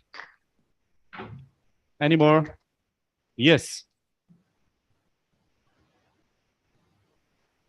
Warm greetings to all, to the respected professor and all the deans and all the staffs and all my friends, brothers, sisters of this council, this meeting. My name is Ayush Joshi and my father Padamraj Joshi is the assistant professor in this Midwest University. So I am studying in class 12 in the Eagle Bridge Secondary School, just down, a bit down there. So I have many queries, so I think it will be very long for me. So my first query is that my aim is to be a doctor. So in Nepal, for becoming a doctor, after passing +2 with required qualification, we have to give a common entrance education, CEE, and that entrance examination determines if we can study the MBBS course or if we can take the what we able to say scholarship in that course. So my first question goes like this: if we get the scholarship, full 100% scholarship in the CE entrance examination for Nepal, and if we get the scholarship in Japan, will we get the full scholarship in Japan too or not? And my second question goes like this: for getting scholarship in Japan, is it necessary to give the CE examination of Nepal, or we can directly go to Japan through scholarship and give some entrance examination there also? So my question about MBBS is this, and my another question is that you guys explained very well about all the universities and all the scholarship tests. So my question is, I didn't get the full about the procedure of getting the scholarship. I mean, after passing out the class 12, what to do, how to do exactly, what to do to get to the Japan, exactly what to do. Should I go to ambassador of the Nepal? Should I go to what? Should I go to website? Is website enough for me? And other things. So I would like to all the panelists. This question is actually for all the panelists, not only Yeah, one. thank you. So I would like, Thank you. like to ask all the panelists. Thank you. So one more, no, one more on the back side. Two more question. Then, oh, sorry. So you and you, three. So no, Bijay first. Then you, and she will be the last. धन्यवाद सम्पूर्णमा। मेरो नाम ईश्वर शर्मा, म जन model secondary स्कुलको छात्र। यहाँ धेरै कुरा हुँदाखेरि, शिक्षाका धेरै कुरा हुँदाखेरि कतै विद्यार्थीहरू विदेश गएर पढ्न गएका विद्यार्थीहरूको सुरक्षाको त कुरा छुटेको छैन कि जस्तो मलाई लाग्यो। अब जब हामी फरेन अथवा विशेष गरी जापानमै पढ्न गयौँ यो हायर एजुकेसनको लागि, त्यहाँ हाम्रो सुरक्षा सेक्युरिटीको व्यवस्था के कस्तो हुन्छ, अब हामी गइसकेपछि आजभोलि विभिन्न दुःखद खराब समाचारहरू हामीले सुन्न पाइरहेका छौँ। कतै त्यो हामीसँग पनि हुने हो कि अथवा अनि अर्को मेरो प्रश्न के छ भनेपछि, यदि हामी गइसकेपछि त्यहाँ हामीले कस्तो कस्तो काम पाउँछौँ, जब्सहरू स्पेशल के हुन्छ, फर आवर फुलफिलमेन्ट डेली रिक्वायरमेन्टको लागि हामीले के जागिर गर्नुपर्छ त्यहाँ भनेर सोध्न चाहन्छु। हस् धन्यवाद। हस् धन्यवाद छ। He's asking about the security concern as well as the job opportunity in Japan while studying in Japan. Please. Konnichiwa, watashi ga namae wa Bhavana Motra desu. So this is the only thing I knew from Japanese language. So I'm currently studying in class 12 from SOS Harmon Minor Surkhet, and my question goes like this. So in that book you have provided us, it is written that after only 18 we undergraduate students can apply in universities of Japan, right? So most of the students, I guess we are 17, even I am 17. So I gotta wait to be 18 to apply for the universities. It will take more like 8 or 9 months. So what will we do in that spare time, in that leisure time? So, and another question goes like this. So the only thing we do in the universities of Japan is bachelor's, or after we finish bachelor's in year, so we can go do degree and master's in Japan and do internship. So can we do that or not? Thank you. The last question. And now I would like to request, after this question or concern, I would like to request all the 6 panelists to give answer within 1 minute and 30 seconds. Because of the constraint of time frame, we have to conclude this program within 22 minutes. So all the presenters are given only 1 minute and 30 seconds. Your turn, please. धन्यवाद। मेरो नाम चाहिँ कृष्णा साई, म चाहिँ मध्यपश्चिम विश्वविद्यालय शिक्षा संकायमा अध्ययनरत छात्रा। म चाहिँ नेपालीमै एउटा क्लियर क्वेसन गर्न चाहे है। यहाँ अब हाम्रो नेपालको जुन सक्षम घर परिवारको विद्यार्थीहरू चाहिँ जापान गएर पढ्न सक्छन्, जो आर्थिक सामाजिक मानसिक रूपमा सक्षम छन्, तर त्यस्तो विद्यार्थीहरू जो शारीरिक रूपमा असहाय अपाङ्ग छन्, जसको घर परिवारको अवस्था भनेको त्यो हुन्छ नि, अब वर्षमा चाहिँ एकदमै वर्षमा असारको महिना धान रोपेर खाने, अनि मङ्सिरको महिना जौ रोपेर खाने जसको घर परिवार एकदमै लो किसिमबाट चलिरहेको छ हैन उनीहरुको त्यो ब्याकग्राउन्डबाट अपाङ्ग असहाय भएर जुन मानिसहरु मानसिक रूपमा दलदलमा फसिरहेका छन् त्यो किसिमको विद्यार्थीहरु चाहिँ त्यहाँ गएर चाहिँ कस्तो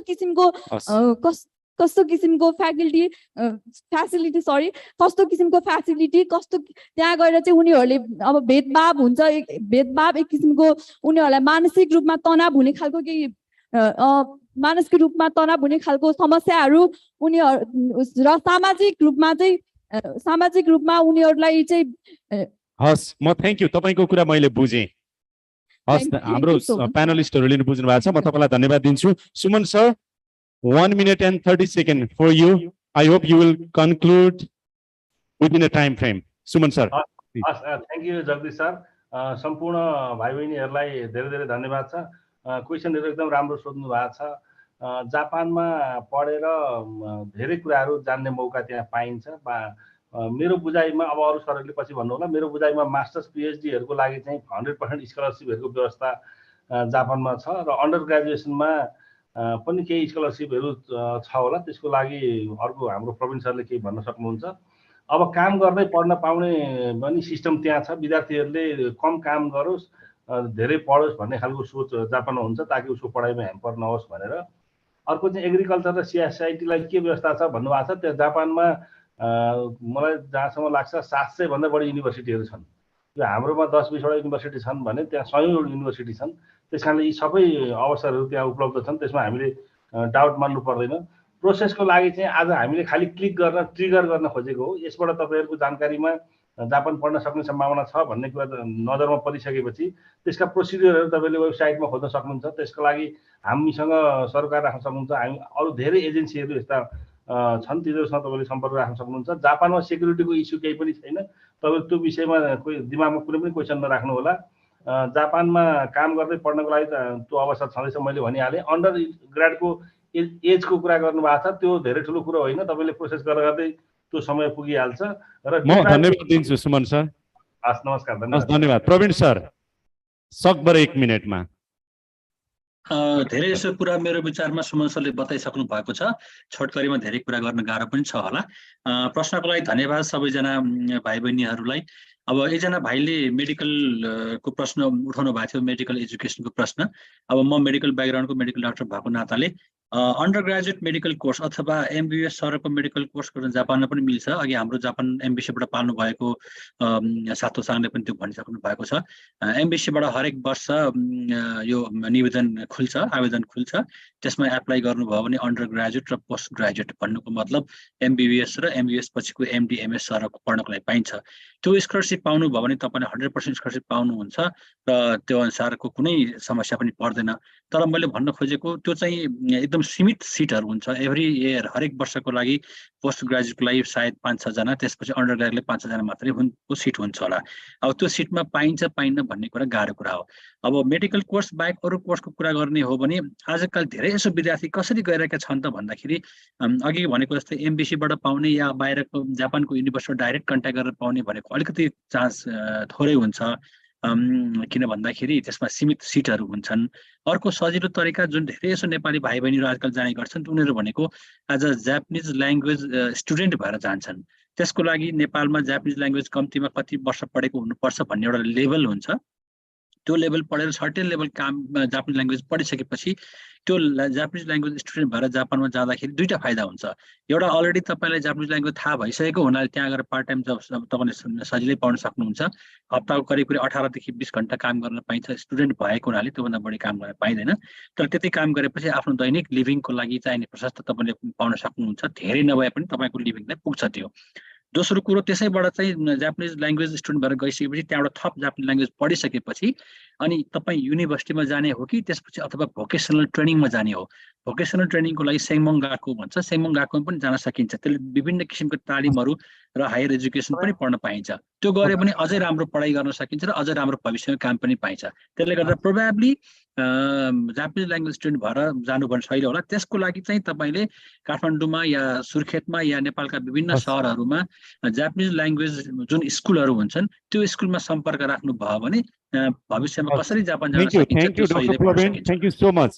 Dr. Dipesh, Yes. within a minute. Thank you very much. I just like to translate some of the major questions, raised by the students. Maybe it will be easier for the panelists to answer. So one of the major question is many students, they ask about the scholarship in undergraduate and graduate programs.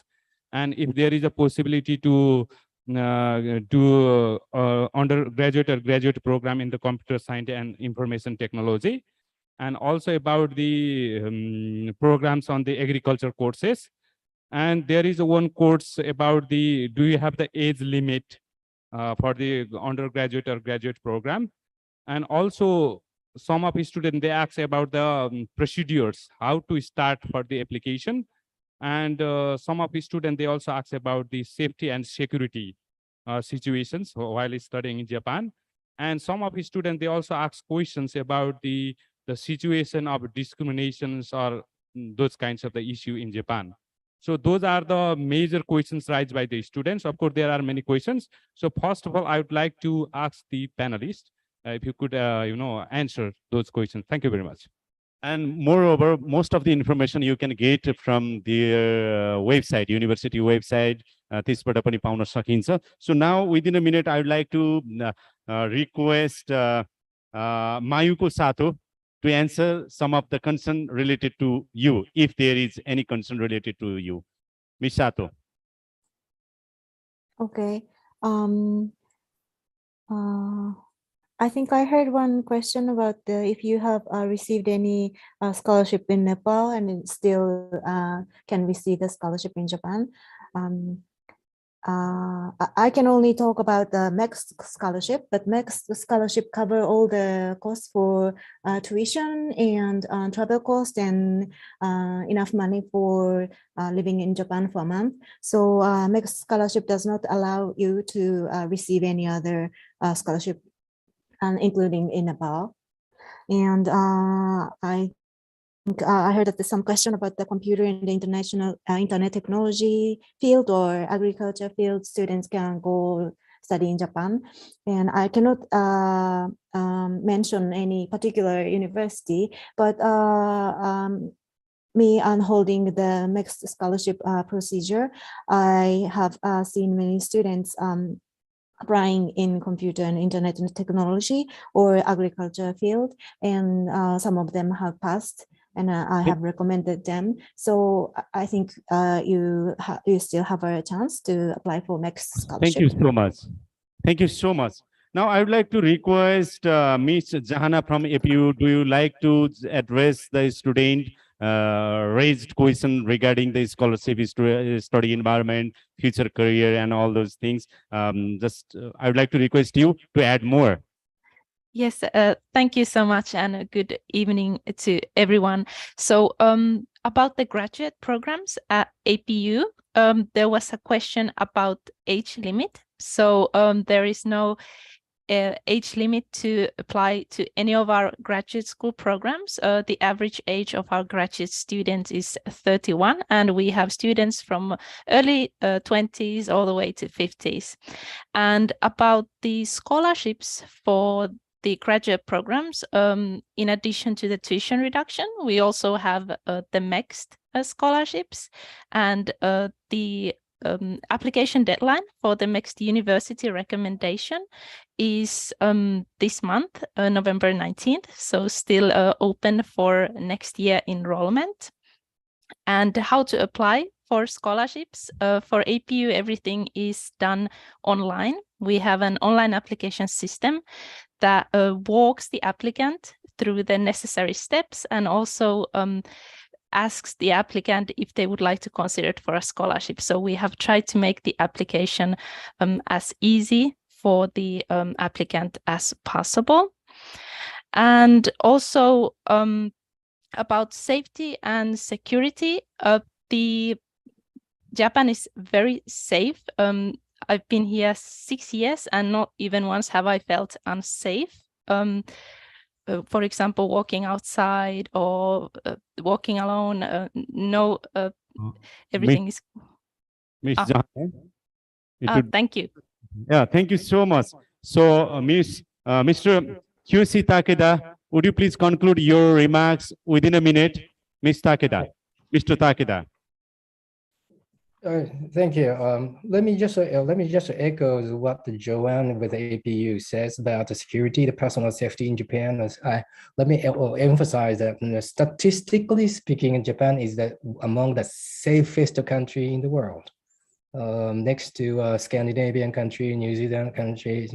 So you don't have to be as a student, as an international student in Japan. You don't have to be concerned about your personal safety, even at night, even at midnight. I can guarantee that. And in terms of graduate schools, in terms of computer science and information tech fields, that's our specialty. That's the KUS specialty. So that I'd highly recommend you to take a look at our website on your cell phone as quickly as possible. And you can find a very exciting engineering program in the fields of information technology, computer science with our engineering program. Thank you so much. I think that's about it. Thank you very much. May I express my sincere thanks to you. Now, last but not least, I'd like to request Dr. Goit. Okay, thank you very much. So I think most of the questions have already been answered, particularly the security and other things. But first of all, I think one question that stands out is about how do you find information, how do you apply? I think every university in Japan, particularly, they have a very dedicated website. So that's the official way to get the information. So if you visit, for example, Saitama University, the link I already sent, for example, all the information you need, how to apply, there's a flow chart, what to do next, what after what, how to apply for PhD, are you eligible for example, sorry, not PhD, are you eligible for scholarship or not? Everything is written there. So I suggest you, all of you, to go through the website of not only of Saitama University, but respective universities of Japan. That's the one thing. And the second thing is about for scholarship. Actually, it doesn't matter what your background is, whether you're rich or poor, it does not matter. What matters is that your merit. That's the whole thing. It's important about how. Yes. So okay, I would like to conclude only these 2 points, and thank you very much. Thank you. I'm extremely sorry and apologize to. No worries. So because of the time constraint, so I would like to express my sincere thanks to all the presenter and participant for your for this warm and fruitful discussion regarding the higher education opportunity in Japan, more focusing on scholarship, study environment, and academic program, as well as the future career. र यसको साथमा एकचोटि हाम्रो सबै प्रेजेन्टरहरूलाई हाम्रो पार्टिसिपेन्टहरूले ताली बजाएर उहाँहरूलाई धन्यवाद दिनको लागि म अनुरोध गर्दछु. Thank you so much all the. अनि likewise the same, यो एकदमै धैर्य गरेर सबैजना पार्टिसिपेन्टहरू यसरी बस्नु भएको छ. अब भर्चुअली एन्ड यो मञ्चबाट एकचोटि उहाँहरूको लागि पनि ताली बजाइदिउँ न यताबाट पनि. Thank you so much. And I am pleased to share you that this program is organized by Study in Japan Global Network Project, the University of Tokyo, a strong partnership with Midwest University, Nepal, and Media Helpline. Now we are in the premises of University of Midwest University, physically and virtually connected from Kathmandu and Japan. And this university, Midwest University, is doing something with the strong leadership of the Vice Chancellor, Professor Dr. Nanda Bahadur Singh. And we would like to congratulate you, sir, for your strong leadership. You are the prominent figure of Nepal. Just because of your leadership, Midwest University is doing something and being the model university of Nepal in your leadership, and all the dean, rector, registrar, directors, and all the professor and student. I would like to congratulate you. And now we are in the another important movement that the Professor Dr. Nanda Bahadur Singh, Vice Chancellor of Midwest University, Nepal. He is the keynote speaker today. So I would like to request you, VC sir, for the keynote speech.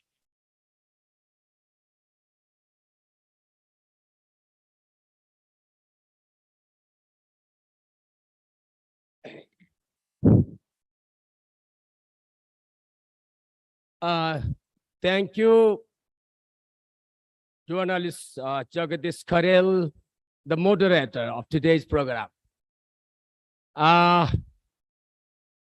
Minna-san konnichiwa from Midwest University, Surkhet, Nepal. Good afternoon to everybody. Greeting from Midwest University, Surkhet. First of all, I would like to thank the organizer, the global network project of Tokyo University, from where I did my PhD around 21 years ago, in the year of 2002. And today, my colleague, Dr. Dipesh, we met 2 years ago, and then we made a plan 1 year ago. And then we tried to organize this program in Surkhet in order to give an opportunity to the people of Karnali and the new generation of Karnali. We like to give this opportunity, and our young generation can go to Japan, learn new technology and knowledge, come back and develop their nation. This is my interest. Today we have started this program. I am hopeful that our talented student can apply this and become the scholar of Japanese government. We know the Ministry of Education, Culture, Sports, Science and Technology. In short, we call it the MEXT.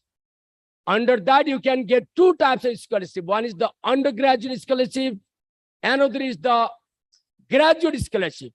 Undergraduate scholarship is from 17 to 24 years student, and graduate below 35 years.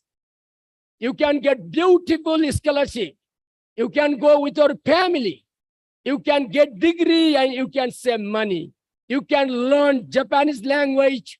You can learn new technology and education. So you don't need to talk to anybody. You have only two ways to apply.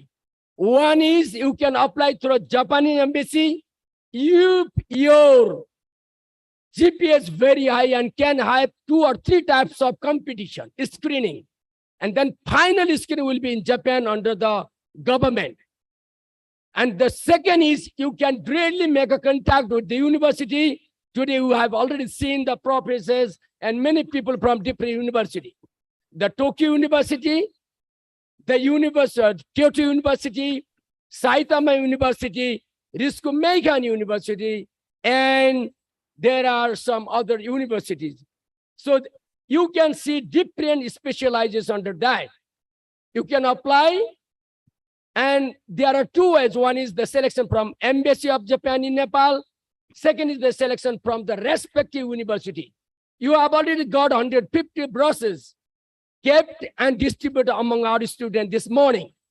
Therefore, I would like to thank the organizer, the global project, network project of Tokyo University. And for that, Dr. Dipesh is here. I would like to thank Mori-san. Domo arigato, Mori-san. Watashi ga todai no gakusei desu. Dozo yoroshiku onegai shimasu. Watashi ga Tokyo Daikaku no Akamon no usuri no biru de akase watte kara Nepal karimashita. Watashi no senmen wa Jinshi Jinrui iten gaku desu. Ishida Takabumi wa watashi ga sensei desu. Dozo yoroshiku. I miss Todai. I miss Japan. Thank you for your education. And now I would like to thank Japanese Embassy, Miss Sato, Cultural Secretary, who give a lot of information to our students. And I would like to thank Dr. Pervin, who is now the president of Juan. I would like to thank Suman Dahal, who is the Joint Secretary, Minister of Finance in Nepal. And these people have at least written back and served our nation. I'm proud of you people who have served our country and who have to develop our country like Japan. I would like to thank two people from APU, Risco-Meikan Khan, APU, Asia Pacific University, where around 50% students are international. You can get a lot of scholarship. At the same time, Saitama. I had been to Saitama when I was a visiting professor at Yamagata University in the year of 1997. And there is science and engineering. If you go to Tokyo University, we have all sorts of department. You can get scholarship in each and every graduate school. So these things are, this information are distributed among our students. In the remotest part of this country, I do not say this is the remotest part. Karnali was the seat of civilization in Nepal. Karnali is the place of the origin of Nepali language. We have to be proud to be the Karnali. We have to be proud to be the resident of Karnali. Now the people from Karnali can apply their knowledge for getting international scholarship. For that, I inspire my young generation. This young generation have got this opportunity. For providing this opportunity today, I would like to thank the moderator, Jagadish Karel, who is the famous journalist, visual journalist, and Dr. Dipesh. I would like to thank him. He is my colleague from Todai, Tokyo University, Todai. And I would like to thank his team here. So I would like to thank 3 panelists from Japan and 3 panelists from Nepal, including Embassy of Japan. So all these things are very important for us. For why did I go to Japan? Just I talk 2 minutes and finish it. I went to Japan for learning and gaining knowledge, flourishing knowledge, and for research and innovation to learn, and to have a patent right, attending or getting knowledge, and come back and serve my nation. I went through the history. Japan is one of the oldest nations in the world. Japan developed a lot of things. Today, if you talk about sushi, you have Japan in front of you. When you talk about, selfie stick, the selfie stick was innovated by Japan. Japan is there. When you talk about the bullet train, Japan is the innovator of the bullet train. When you talk about the navigation car, the car navigation, the many navigation, gadgets installed in our car, it is innovated. It was innovated by Japan. If we talk robots and artificial intelligence, Japan is very, very fast to develop. And there is innovation. Today, more than 29 Nobel Prize winners are Japanese. They have a lot of things in the Japan. And Japan is the cleanest, safest country. Even though some bad things happened recently, but that is a different thing. But Japan is the very, very safe, safest country in the world. You can walk during the daytime. You can walk alone at night, 12 or 1 o'clock. In the morning, I used to get up at 5. I used to go into my lab at 6:30, and used to come out only for lunch. And then I would come out of my lab in the evening at night, 12:30. I would reach my apartment 1 o'clock, sleep at 2 o'clock. You can sleep, you can understand. Japan, I have generated this kind of energy in you to gain knowledge when you go to Japan and join the university. And Japan is very sincere and devoted in terms of time. Today, Jagadish Karel, the journalist, I have a full impact of Japan on him to use the time very perfectly. Nobody can speak more than given time. That's why I learned punctuality. I learned sincerity. I learned devotion from Japan. I want my generation should learn this thing and develop our country like Japan. Thank you so much. Good luck for your life.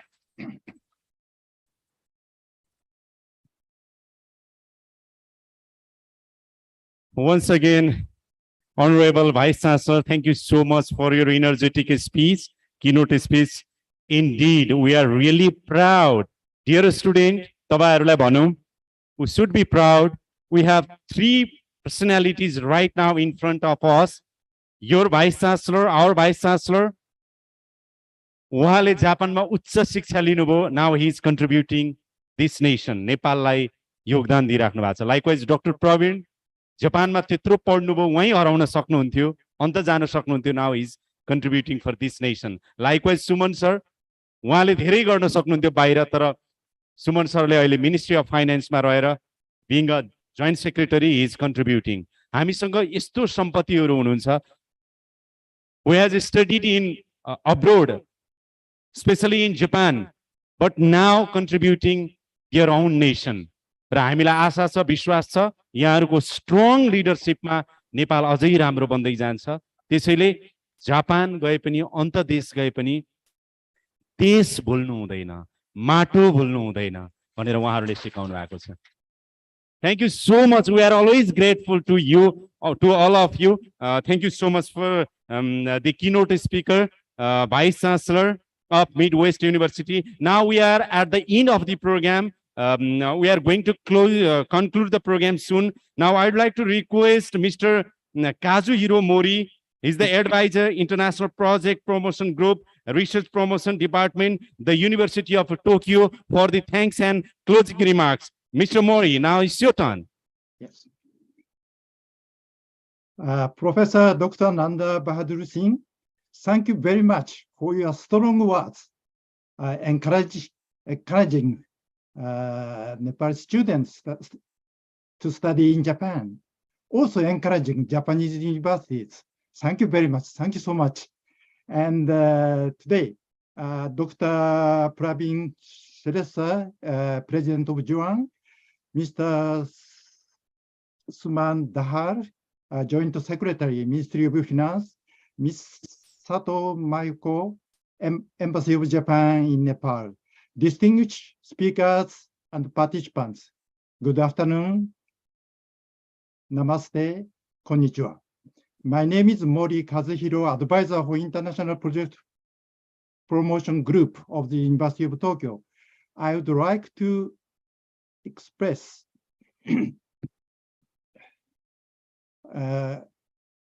on behalf of the University of Tokyo, I would like to express my gratitude on behalf of the University of Tokyo to all of you for joining us for the first session of in-person and online hybrid seminar series, Higher Education Opportunities in Japan, Nepal, Japan Education Dialogue in 2022.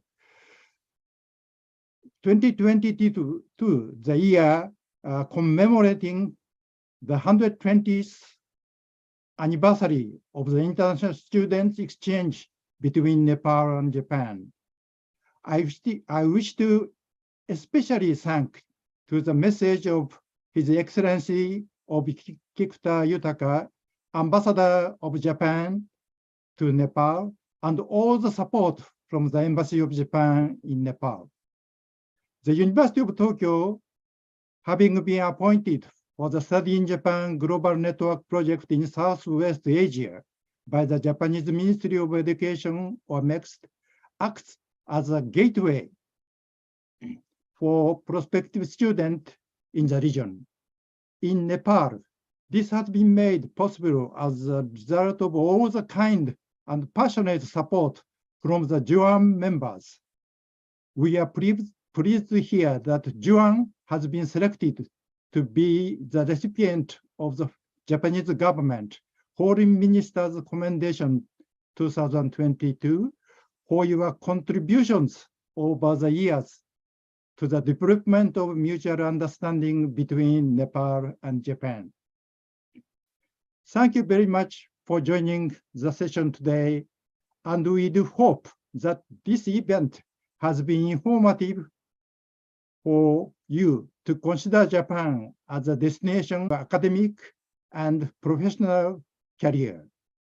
For closing this dialogue, I would like to express our sincere gratitude again to all participants and panelists, especially executives and faculty members of Midwest University for providing us this opportunity, and panelists from Japanese universities, Ritsumeikan Asia Pacific University, Kyoto University of Advanced Science, and Saitama University for your wonderful presentations.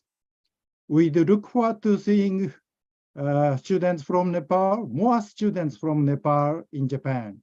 Thank you very much. Thank you very much, Mr.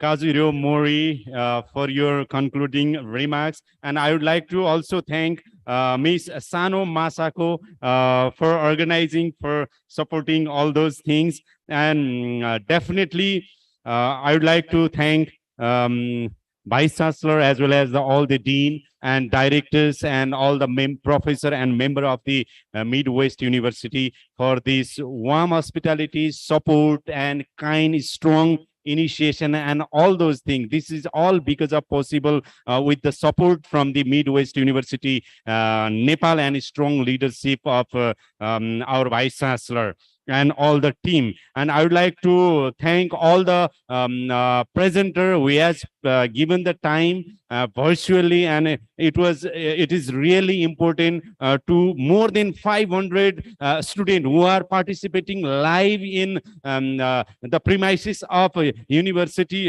this Midwest University, Nepal. So thank you very much for your time and presentation. And likewise the same, I would like to thank I would like to thank all the participants, all the students. Thank you very much for your peaceful and calm patience. And I would like to appreciate, really, I would like to appreciate, and I would like to thank all the technicians, volunteers, supporters, and team members of the organizer. And last but not least, I would like to thank all who are listening, viewing us from the live streaming, also to all the concerned student, teachers, and the people of Nepal.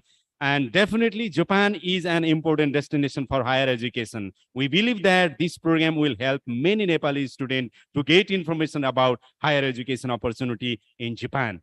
Also, we hope that it will help to strengthen the relationship between the University of Nepal and Japan. Also, we are confident that the friendship between Nepal and Japan will become more harmonious. We express our commitment to strengthening Nepal-Japan relationship strong, close, and intimate through various programs and activities in the coming days. With this note, I would like to conclude the program. Thank you very much once again. Have a nice time ahead. Thank you very much. Also,